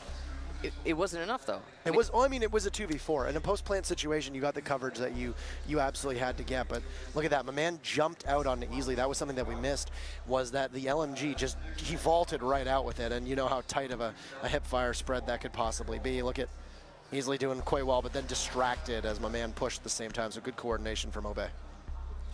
The biggest thing for me, again, is they didn't have the angles they needed. The reason they didn't have those angles, Thermite banned, not available. If that entire jacuzzi wall had been open, then it would have been an easy post-plant situation. Yes. You would have been much more exposed to the attackers on jacuzzi, but you also would have been able to deny the disable of the diffuser. And you could have played it heavily on jacuzzi, thus not overextending yourself. Easily played it right there. I agree. His rotation was beautiful, but ultimately, it was not enough manpower in one position, not enough coverage of each other as a team. I mean, you're also in a 2v4. That's exactly what I'm saying. Yeah, and you have to go through the bottom. So I'm 2v4, if the two stay together, it's possible. Just the two of us, you and I, sing one of those songs. Over to Over to CCTV and Cash we go for the final round of Obey's defense. And they've done exactly what they need to do, which is you need to rack up the score here on defense. Very similar to Coastline. If you're not winning as an attacker on Coastline, you're probably in trouble. If you're not winning as a defender on Clubhouse, you're probably in equal amounts of trouble. If Obey walks away with this with a 4-1, that is a whopping victory for them. Not maybe enough to put the game away with great assuredness, but it would almost guarantee a third map in my mind. It really depends on obviously what happens here. Now, as we talked about, Obey have been having pretty good luck on these top four holds. The only site that Rogue has managed to successfully attack is the basement, which is not great. Now, as we've also talked about, defensive-sided map. If Rogue can manage to get one of these top four holds in their favor, they can go into the second half happy. This is the final round of the first, and Rogue are setting themselves up heavily around Garage. They will get the very first kill of the round, Geo onto Benji. Benji has been the opening death for Obey an awful lot, and this has to speak to Rogue's ability to drone out that one roamer, usually having Benji playing a little bit farther away from site, even though he is in more of a traditional supporting role. He hasn't really, either he hasn't really had a lot of help from the rest of his teammates, or it just speaks to the brutal proficiency that Rogue has had in order to pin him down. They basically guaranteed a kill with that first EE1D a number of times now, in addition to 1 or 2 drones. So that's a good way to start things off for Rogue. We still got a lot of work to do, though. With 1 minute left, we still have Sky's Bandit tricking on the server wall. He's got a shield and all. Great position to hold. And Brian and Eclipse still starting to pressure their way over by the Garage. But they haven't gotten a whole lot done here other than that one kill. They still need to get themselves up the Garage stairs. Eager ADS is going to catch that grenade from Eclipse. The EE1D not really going to do much in this round. At least not so far. Skies is rotating quite a lot. He has gotten himself back to the server wall, so he's denying the Habana from Easily, who's just waiting patiently. Oh. But he'll be down by Eclipse. Great position here on that Garage balcony. The shield not enough to cover him, and that's going to allow Easily to open up the server wall and get those angles. And that was very important for them to be able to do that, though I'm not quite certain how that exactly wasn't a headshot. How do you get a down one? The only thing visible is their head. I don't really know how any of this works. Here are your well-timed Toxic Babes from Bosco. Slash will just ease his way in, just slowly edging around the wall, but this ADS is being such a menace. Brian will get a kill on the Bosco, and my man and Adam are last two standing in a 5v2 that favors Rogue, looking to try to take round number 5 and not keep this cavernous gap. But my man and Adam are there, and that's a 2-round burst for Obey, as Geo and Easily will be no more. Still, Rogue finding themselves in a post-plant scenario. They need to watch that diffuser. Eclipse working on a possible flank route up the stairs to Cash, but he steps in a goo mine and will also have barbed wire, so will almost assuredly give his position away. And look at that from above, the man, as Obey is closing this gap in a hurry. Slash just waiting with the PMM, and there you go. Brian jumps in too, and Rogue will close things out just as they had intended. Obey lets that round slip away after an almost triumphant comeback, and we'll head to our second half. And Maestro will welcome us. I gotta say, That's exactly what Rogue needed. 2 out of 3 clubhouse attack ain't bad. And as they go onto their own defense, they will be feeling much, much, much more comfortable. Obey should have been able to get those 4 in the first half, and now they're going to have to struggle hard to win this map out. Again, you got to remember, Obey lost the first map of Coastline, so they're the ones up against a wall right now. Yeah. That attack strategy was well thought out from Rogue as well. They managed to get control of Garage relatively easy. And after they got that control, they turned it into 2 kills, and most importantly, got the Bandit, allowing for the Hibana to open up server wall, and an easy push into server, get that defuse plant, and play the post. Pretty easy at that point as well, because at this time, they had more angles to work with. Obey will start off their first attack on what you have called the most defendable site, as we head to Gym and Master. It's important to remember that on Clubhouse, the meta has yet to be fully developed, and you know, I was actually talking with somebody earlier about this, and we were discussing how Bar is actually a really good site. People just haven't explored it very much because it's quite possibly the most changed of all of the sites. Sir, would you concur that Gym and Bedroom are currently would be currently the best site? I would say that they are very strong. Do you concur? They're good sites. You will not concur. Sure. Let the record show that there will be no concur. No concur. Not at all. This is a powerful position that we've seen a number of teams play. We've seen Echoes play in this position, and of course a Maestro too, and that is aided by the fact that both of those operators will usually come equipped with an ACOG, though we've seen a couple Echoes play here with a Supernova too. That's inside of the bathroom, in which you usually have somebody playing potentially behind a deployable shield. You can cover all the way to the windows as well. It's a great spot to be in. Would you concur that I'm sorry. I'm not gonna. I concur. Parker does it. Oh, okay. Right off the bat, not even fighting for it. Now, Obey trying to wrap around this site. As you can tell, Rogue are doing a little bit of a different strategy here. They are not extending themselves into cache. So they've taken a different philosophy with the site. It's still a very hard site to attack if you don't hold cache, because you can simply wait in the site. And when the attackers come, they don't have a whole lot to work with. They can open their way into offices, and they get a nice little crossfire into the hallway, but that's not a lot to work with either. They can push their way in through the construction doorway, but that's a very small doorway, and there are a lot of angles to fight.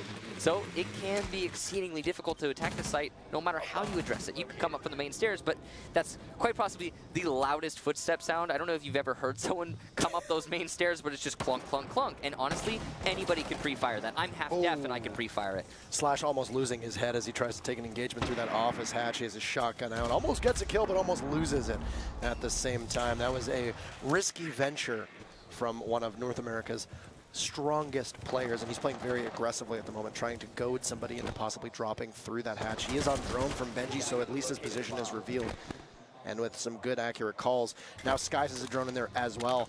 Some double drone work as both Benji and Skies have the smokes position laid out for them. The man does sound like he tosses in one grenade. Can't exactly tell if it got eaten by an ADS or not, or if it was able to get the potential barbed wire and or goo mine that is underneath it. But there is very deceptively, Michael, only 1 minute left in this round, and we still have everybody alive.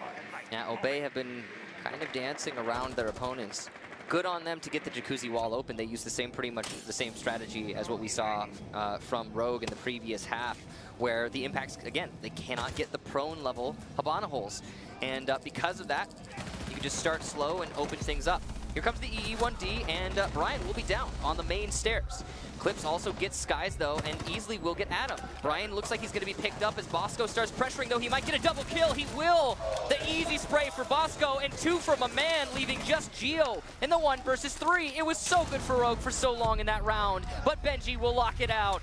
Obey take the first round of the second half. Huge mistake to try and pick up Brian on those stairs. Just a catastrophic mistake, especially when you possibly knew that you were under fire from the Hibana as those bullets just narrowly missed you. I don't understand why you would have continued to go through with that, possibly even bait in. Maybe you get the kill on the Bosco, and then you can pick up Brian. But at that same time. That's a costly blow for that round. And you've also done something that is very pivotal for Obey.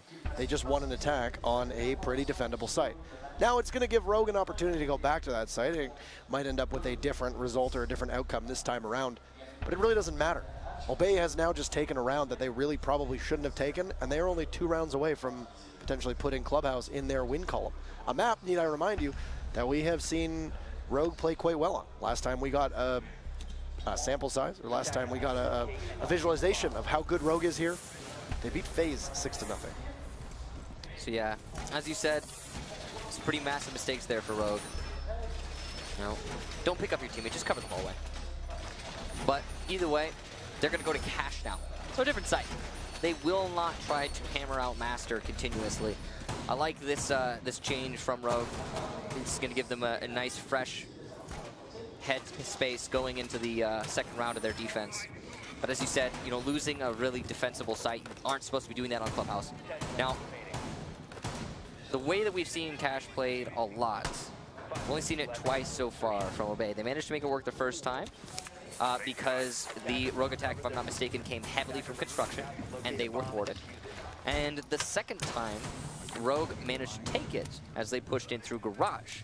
So I'm sure Rogue have a good mind here, and they're probably going to be putting a lot of emphasis on the Garage themselves, trying to hold this firm against the Obey onslaught. Big thing here is Benji. He's going to have those Capitao Firebolts. So it's hard to fight defenders through the rails, but if you could shoot a Firebolt over top the rails, you usually can kill those defenders as they sit there, usually pretty static.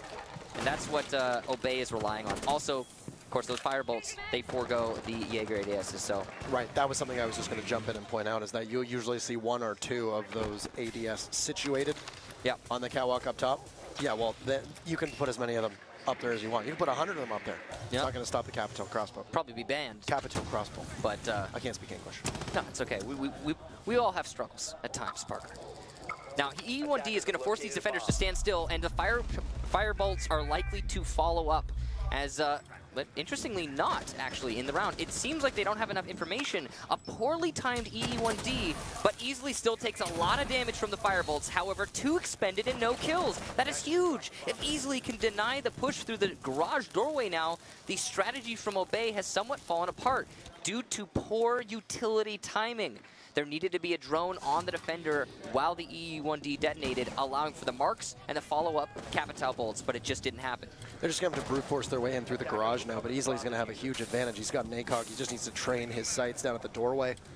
The barbed wire is going to go as Benji manages to 2-hit it, and Easily's just going to continue to wriggle over to where he needs to go. Now, as you can see, there are the concussive blasts that are being dropped on him. He'll go for a preemptive pre-fire and manage to miss. But look at this. The Capitao comes in, but Gio is there to help his teammate out before Adam is able to get Easily. So they will essentially trade. Benji goes, but so does the Maestro. There's about a minute left now, and you can see 2 members of Rogue are positioned just at what would a spot affectionately be called as Adam, which is that closet where Adam had played out of very aggressively before. You've got the Jaeger and the Legion both pinned up in that area, and the man could possibly find them or end up being punished if they don't check appropriately. So the defender's able to waste so much time thanks to that Garage hold. And Eclipse coming up from below will get a kill onto my man, making Obey's life even harder. Now, Bosco has a good angle here from server, but I don't think it's traversable. As such, all he's going to be able to do is apply pressure. With only 21 seconds, he actually cannot get into the site at this point. It would be incredibly impressive if he manages to do that with so much barbed wire on those main stairs. Brian is going to be playing the main stairs position, and he will get the down and kill onto Adam, but does he hear the Hellbana on the staircase? He does, and a double for Brian. Skies also goes down to Gio. Rogue will take their first defense of Cash and their first defense victory on the second half. A good closeout from Rogue.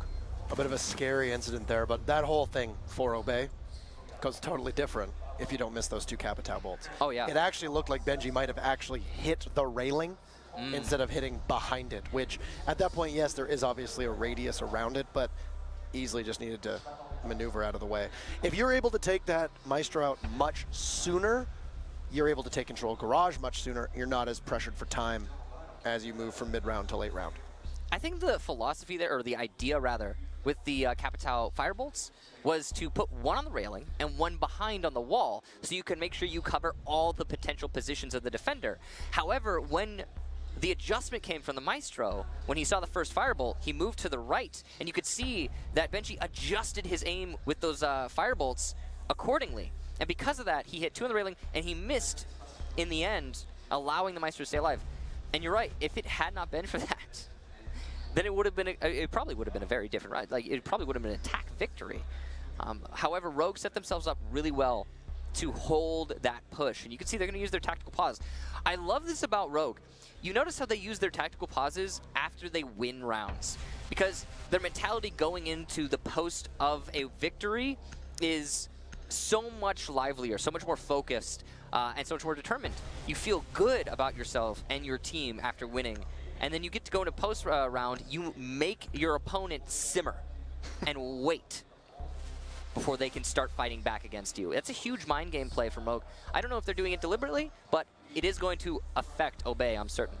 Now, this is Rogue's second tactical pause they've taken. I don't believe Obey took one at all in that first matchup. And I mean, they don't have a coach. One of the biggest benefits of taking a tactical pause is that you get to confer with your coach. Yeah. Now, Obey does have a coach. They have 2, technically, in both OG Kens as well as Snake Name.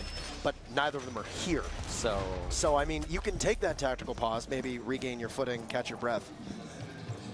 But, I mean, still, I think it's a big benefit, and you've got it. It's a free timeout. You don't need to pay for it. You can just take it. Just take it. Calm yourself down. Get your head back in the, head back in the game, and just take a little bit of a breather. I agree with you. I think that that's what Obey needs to be doing. I think they need to take a little bit of a step back here. But you notice how between maps, they did not get up from their desk. You're really focused on that. They sat there, and the reason was they're trying to get back into the fight. They want to throw fists with Rogue. They want to keep in it. Well, if they wanted to fight Rogue, they would have had to get up from their desk and walk over to Rogue. All right, Parker. Because you can't. Okay, Parker. Fight.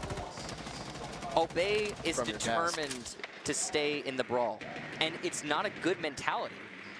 It's something that they need to break free from, and it's something that Ranger can force his team to break free from with those tactical pauses when he wants to.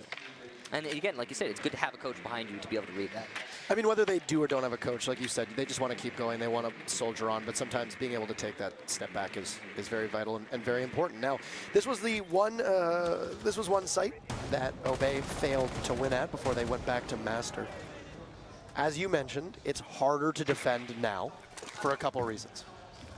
Number one, you can actually roam on it, which can potentially fall apart if you're not a team that is very good at roaming. But number two, that added staircase to blue now allows for rotates and an extra line of attack for the attackers to be able to get towards the site. You know, the site is a little bit harder to defend because it's more open, but I think that there's also more options. So I think it comes down to a team having a deep understanding of the site to successfully defend it. A little bit of damage done there, as you can see. Easily going to be forced kind of back. He will be able to still gather information, though. This is very big. If that kill had come out for Skies, I believe it was, that would have been a huge advantage for Obey. Going into this round, they would have had a lot of the information gathering cut off for Rogue, but it was not to be. And Pulse for Rogue will stay alive. Easily getting very aggressive on the main stairs, actually. My man's going to drone that out, forcing Easily to fall back. And Skies was playing safe on the plateau between the staircases. Skies on Buck has proven on time and time again to be a very powerful operator for him, giving him good fragging potential and the ability to also open his own lines of sight up. He doesn't have to be reliant on a potential teammate. He can open things up for a teammate if need be, but it gives him some pretty strong power from above, some staying power. Of course, you have the 2 frag grenades as well. We saw him get a kill earlier on. Easily has to move. He doesn't really have much of a choice here. He's going to do some recon work from the back of Church onto that triple reinforced wall. But you can see Easily the only person who's taken any damage. That was earlier on in a bit of a fracas that he had with the Buck of Skies. Benji working his way down through the garage storage. And Skies' Buck has worked his way to Moto. And of course there's going to be a Toxic Babe that gets tossed out. It's going to possibly prevent a rotate in. Benji is there for the crossfire, but time is not on the side of Obey whatsoever, though they'll start off with 2 kills. Rogue will answer back with 1. Eclipse here in prime position, but he'll get traded off by my man. And it's a 2v4. It's all up to Brian and Slash. Can they stop the plant? No, they cannot. Slash is there to get one with the carbine. Bosco will take out Slash, so Brian in a 1v4. He'll miss his shots on that SMG-11, but will give his position away and could get collapsed upon from blue. He's going to play around the boxes in the back of Arsenal Room. This will put Obey Alliance on match point if they can win this, and win they will. Indeed, a big round for Obey, and they are one round from taking map 2. And that'll push us to map number 3. Now, Rogue had the same issue with that basement defense that Obey had. They were playing too rigid on the bottom floor. 5 anchors and not a lot of maneuverability. That is not what you want to see on that basement. It used to be the standard go-to, but even when the push started to happen from Obey, Rogue didn't seem to want to respond at all. They just stayed stagnant in their positions and waited for the onslaught to come. Now, admittedly, there were only 25 seconds left when that push came from Obey. So, in theory, it's a good strategy to wait, but it just did not work this time for Rogue. And honestly, it would have been nice to see them throw a counterpunch. Probably could have changed the outcome. Now, we're on match point. Obey are so close to getting map number 3. All they have to do is win one of these next 2 rounds. Or both of these next 2 rounds, rather. Which they failed to do. Rogue has not been able to put a consecutive round victory together so far. They won a round, lost a round, won a round, lost a round, won a round, and have now lost a round.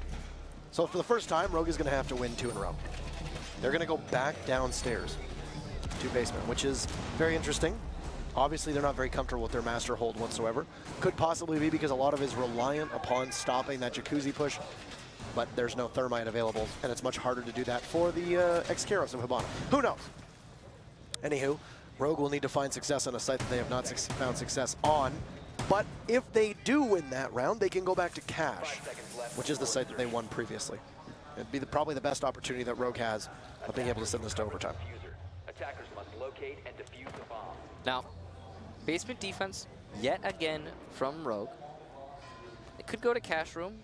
Could even, I believe, go to Master, if I'm not mistaken. But they've chosen to go to Cash. Seems like they want to stick it out. The Vigil will be detected by Penji, and a little bit of fire there, pre-fire gone. He's not going to hit the opponent. That was actually just the pigs that are hanging in the meat room. But Slash will fall back after being thrown out. He does get a kill on the Bosco using, oh wow, that was huge. That was Diffuser down, but more importantly, that's the Hard Destructor gone. Thermite banned, Hibana the only Hard Destructor, and now no longer in play. What a peak from Slash to get that advantage. Oh man, you lose your Hard Breacher on Clubhouse. That's a big. That's not good. That's not good at all. So Obey already, if anybody on that team dies early, not just losing Bosco, as you mentioned, but also Diffuser down into the Hard Breacher. You're absolutely right there. That's a killer blow. And you know what else? We're leading into what we were talking about earlier, which is the lack of aggression from the defenders on the basement. Well, Slash just fixed that. Yep. Single-handedly, he made an aggressive play, and he gave his team a huge advantage moving into this round. I think Obey realized they just have to go for, pure fragging potential here, and they're going to take as much map control as they can away from Rogue. And look at this, but Slash at close range. How many times do we talk about that SMG-12 at such close proximity? It is hard to outduel. Adam at the position of bottom stairs will find easily, but inside of blue, Obey just trying to collapse, but this is an act of desperation. You lose your Hard Breacher, you got to give it your all. My man very low on HP, and now Adam trying to take control of the bottom of main stairs. He knows there's going to be some pressure inside of Moto. He's got to retrieve that diffuser, and there's Eclipse, but oh no, Brian, what are you doing? Bad smoke, but it doesn't matter. Eclipse will persevere, and my man, with just a tiny fraction of his health. 1 HP in a dream, I believe they call it. In a 1v4, Rogue winning this round will put them back in a position to go to Cash, as I mentioned earlier on, a site that they had won one time before, but man, won't even have the courtesy or the advantage of an ACOG whatsoever. He'll use the Hollow instead, and that'll be cleaned up by Rogue. They'll take round number 9, and we will move to what could be our final round here, as it's still match point in favor of Obey, but Rogue have unlocked the site that treated them so well before. We'll see if they go there. So they're actually, interestingly, right off the bat, going to be going to CCTV Cash Room. We might change that moving forward, but we'll see if they do. Due time. The big thing for me The big thing for me from that last round is again just the aggression from Slash. And now that Rogue gets to go onto a site that they're comfortable with, more comfortable with than the basement, they don't have to force themselves to make huge plays like that. They don't have to force themselves to come out of their comfort zone because they're going to be in their comfort zone by virtue of their site. Yeah, they're playing on the site that they found success on before. You know, Yep. Not needing to go to Master, they'll go back to CCTV Cache. This is if I was Obey, I would have taken a tactical time out there. I mean, that's not obviously, but they could have taken the opportunity to possibly regroup. Like I said, this is going to rely on Rogue doing something they haven't done, which is they need to win a second in a row. Yeah. And what's the likelihood of that? Well, they won on basement just now. On a defender-sided map, Rogue is looking to emerge from this split 3-2 tops, which would send us to overtime, which once again would be primed and ready for a coin flip to determine whether a team would defend twice or attack twice. That's the big question mark here is whether that coin flip is going to giveth or potentially taketh away. For Obey Alliance, this is a composition that we just saw them run. It's got a lot of utility on it, some good fragging potential. It's going to hinge very heavily on the way that they're able to use Bosco's Hibana. And of course, the one thing that we've seen out of Obey is it looks like actually all 3 ADSs are situated in the top of Garage on that catwalk. Hey man, an understanding of what you need to invest in and investment. So I was going to say, it's going to hinge on the way that Bosco is able to play this Hibana. A lot of Hibanas will use 1 or 2 rounds of their X-Kairos on that Garage wall, just as Marcy was looking at. There you go. Look at those 3 ADSs. It'll allow you to cut off a rotate through the window inside of CCTV, and then you might use one down there as well. But look at that. Skies is gone, and this is Eclipse taking a big gamble to get this round underway. 30 seconds in, and you've lost your only set of frag grenades, and you've lost the Skeleton Key's destruction capability. Furthermore, you've also got a Jaeger on the run who nobody knows where they are just yet. It looks like it was a kill for Eclipse from the basement, all the way down onto the onto the roof. It seems to run out from Dirt Tunnel, but Eclipse very likely was not the one to open up Dirt Tunnel, so that might have actually. No, it was not open. Dirt Tunnel. It was a run out from Jacuzzi. Interesting. Well, either way, advantage Rogue and Obey. Now you could see they're being a little bit slow with this push. They weren't able to get the Hibana this time, but I mean, you got the Buck, which is a pretty big thing too. I mean, other than that, maybe the Ying would have been the only other operator where I would be happy to have, taken a spawn kill off. I'm also a little bit worried about the attack strategy Obey is trying to use here. It's the one that Rogue tried and failed, which is pushing in through construction. There's a lot of bottlenecks. There's a lot of ways for the defenders to hold you up as you start that push. Admittedly, that was a close round, but all the same, this is going to be hard for Obey, especially considering how much time they have. I mean, they've been letting the clock run down a lot in this match, but again, on this bottleneck push, oof, it's gonna be close. First Toxic Babe will go at 1 minute, as you can see that long-range sight of Eclipse, or easily rather, as he's playing through an open hole in Garage. And you know that Rogue can rotate now. They don't really need to worry about Garage control at all. You've got Eclipse prone at the bottom of Garage to possibly see if someone's going to push in, so that easily can focus solely on the construction take. And likely going to see mid-execute now. Toxic Babe goes, and there go the Candelas, 2. They're just going to run right in, but Slash will answer back with a C4, and it's a 5v3. Eclipse getting at him as he pushes up, but Bosco in sight, a big double kill for the Hibana. Bosco could easily keep this alive. Benji very low on HP. He's one shot just about anywhere. Brian will try to duel around the corner. Benji has been downed. Bosco looked to be going for a possible plan, but Brian with a double kill will send us to overtime. Rogue not going home anytime soon. A huge win there for Rogue, and an essential one at that. Going all the way to OT. 2 maps in a row. And Rogue will get to defend first, forcing Obey to attack first. And that is huge. I think having the defense advantage in overtime is going to be a big boon for Rogue. We'll see if they can make it work to their advantage. It looks like Obey will finally take their first tactical timeout to Here we go. really be given an opportunity to regroup and collect their thoughts. I honestly think it probably would have been more advantageous to do this last round, but I don't coach their team. I don't even play on their team. I don't play on any teams. But for Rogue, you've got confidence. You've got the ability to stay with your opponents no matter what. We saw this in their matchup against Secret, which was probably the closest fought contest that they did in the group stages. They had a relatively quick group stage as well. They were in and then they were out, and they got the extra day off to go over VODs, do review, possibly practice, and sharpen their knives to prepare for the quarterfinals. Obey obviously had to go through all 3 days, and they had a lot of matches too. I would wager that in terms of pure round count, Obey has played some of the most Rainbow Six out of all of these teams over the last 4 days. So they're nice and warmed up, but at the same time, you got Rogue, who had a lot of time to possibly dissect their opponents. They knew they were getting Obey as of 2 days ago. It puts them in a good mindset. VOD review. Huge thing that Rogue had more time to do. Now, as we go into these final 3 rounds, or potentially 3 rounds, potentially also just 2 rounds, again, Rogue on defense first, a huge advantage. They will be going to the site they just successfully held, which is Cache.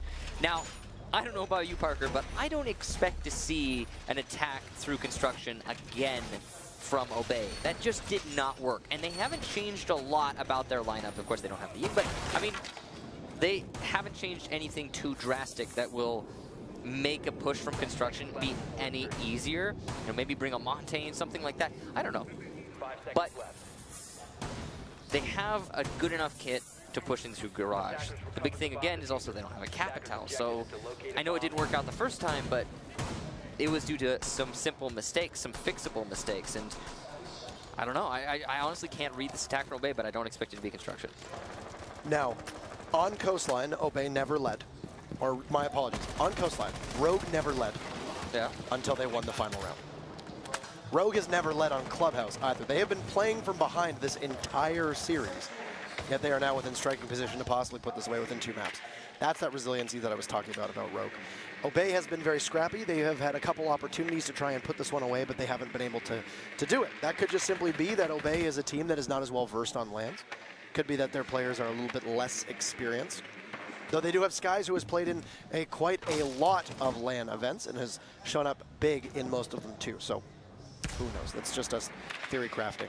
Anywho, you can hear the first set of Kairos will go off for Bosco's Hibana. Actually 2 rounds rather than have now gone off, and we'll go back to drone. And you said your first EE1D will go 2 as Benji's position, but look at that. Easily just walks right out 2 easily. Oh my goodness. My man and Adam punished. And Rogue do firmly seem to be in that driver's seat. A huge double there for Easily and control on Garage. That's so big. And Rogue is going to be able to just weather the storm of the assault. Now, Obey has struggled to take Garage several times now, and it looks like they're going to continue to do so.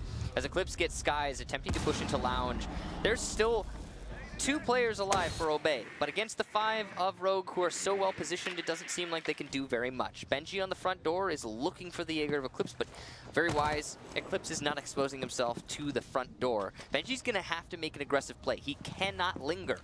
There's only a minute left. You have too many opponents to kill. Not enough time.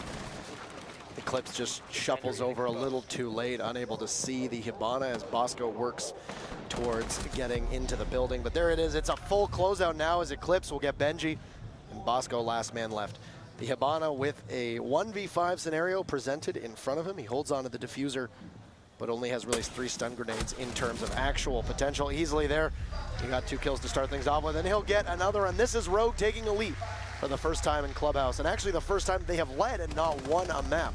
Interestingly enough, they are so close to finishing the day off and finishing off their North American rivals. This is so similar to the first map, and it looks like it's going to come down to the final wire as well. Gym Bedroom, or Master, as we typically refer to it as, will be the site that Obey choose to defend as they go to their very last hold. Rogue, on the other hand, have brought a very good kit for the attack, sticking hard on the glass as they have done many times in the past. Lion also going to be one of their operators of choice, so they keep going for those no fight back operators on the attacking side, and it's been working out pretty well for them so far. Yeah. So Gym Bedroom first defense. Here we go. If this is the swan song for Obey at this tournament, I gotta say, they came in with pretty low expectations from the rest of the community. Obviously, they're not coming in being like, we're gonna go out in groups. You come in believing that you can take the championship. I'm sure every single one of the 16 teams that arrived here at the anticipation that they were, the assumption that they were going to make it to a point where they could have won the whole thing. But Obey, this has been a really good showing for them. Like I said, if this is the last that we see of Obey in this matchup in particular, I think there's a lot that they can be proud of. I think there's a lot that they can take with them as well. You know, they really have gelled as a team, and this is probably the best that this is the best stretch of Rainbow Six that I think these teams have played as a team, period. I think it exceeds what they did during the qualifiers. I think they have been gradually getting better, and they've been beating good teams. Of course, they knocked out the defending champs. The seasonal champs, of course, in Liquid. Yeah. Obviously, Rogue is a pretty big adversary, and they know each other quite well. Geo and Skies used to team together, so did Easily. In fact, at one point, Geo, Bosco, Easily, and Skies all played for a team, the same team, maybe not at all at the same time. Oh yeah, these players are so very familiar with each other. It's not exactly a grudge match, but it is definitely a match of familiarity. And there's going to be a lot. I think the reason we have this be going so close is that you can anticipate, oh wow, Adam getting one of the X-Girls sets. I believe he did, no, he only got a few pieces, unfortunately, there. So the pressure is there for the attack, and the damage is done. A nice try, though, from Adam. The thing about those impacts is you can't exactly extend their range. There's nothing you can do about that as a defender. They did get more pellets than usual. The crouch hold made, though, and Rogue have their avenue into the site. However, last time Rogue attempted this attack, they were unsuccessful in that endeavor. That opening will, though, allow the Glaz of Slash to hang on Repel and just possibly cut off a rotate from office into that master bedroom. It really depends on, it really honestly depends on Slash's reflexes on being able to hit those shots, but that still can be a looming threat that Obey has to keep in their mind. Do you want to dare the Glaz to not hit the shots that they need to hit? There's also a lot more manpower here for Rogue than the last time they were in this position, and that's going to help them out a lot when they go for the inevitable push. And here it comes. EE1D detonating. Slashug moving his way into under cover of smoke. The gas canister is trying to stop. Slash lays down some smoke to help Easily go for a defuse plant. It's a little bit slower than last time, but it is still happening. Easily going for the plant in the very same position, but the C4 from below. Skies, the beautiful play. Bosco gets a kill as well into Brian, and Rogue are falling apart at the seams.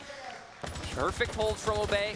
From the drop down, Geo doing some damage. Adam gets eclipsed and Geo responds onto my man, but it's a 1 versus 4. Geo's gonna have to ace to get this round victory. Now, this is what we expected to happen. Rogue are supposed to lose the attack onto Master, but that means they're coming in inches of life on this round. Now, whoa, a double for Geo! What is happening? He just walked into Jim and got the double, but Bosco's gonna shut him down. That was very nearly a comeback, and that will instill a lot of confidence in Rogue moving into the very final round. 6-6 is your round count. That woke the crowd up for sure. Geo, individual efforts aside, that was a round that played out quite well for Obey, really all hinging on the excellent C4 from Skies to be able to completely derail that push. And I actually don't understand. I don't know if the job had been done by Rogue or not, but how do you not drone that out? How do you not know that there's somebody playing from below? A bit confusing. Maybe they did have that intel, not sure, but.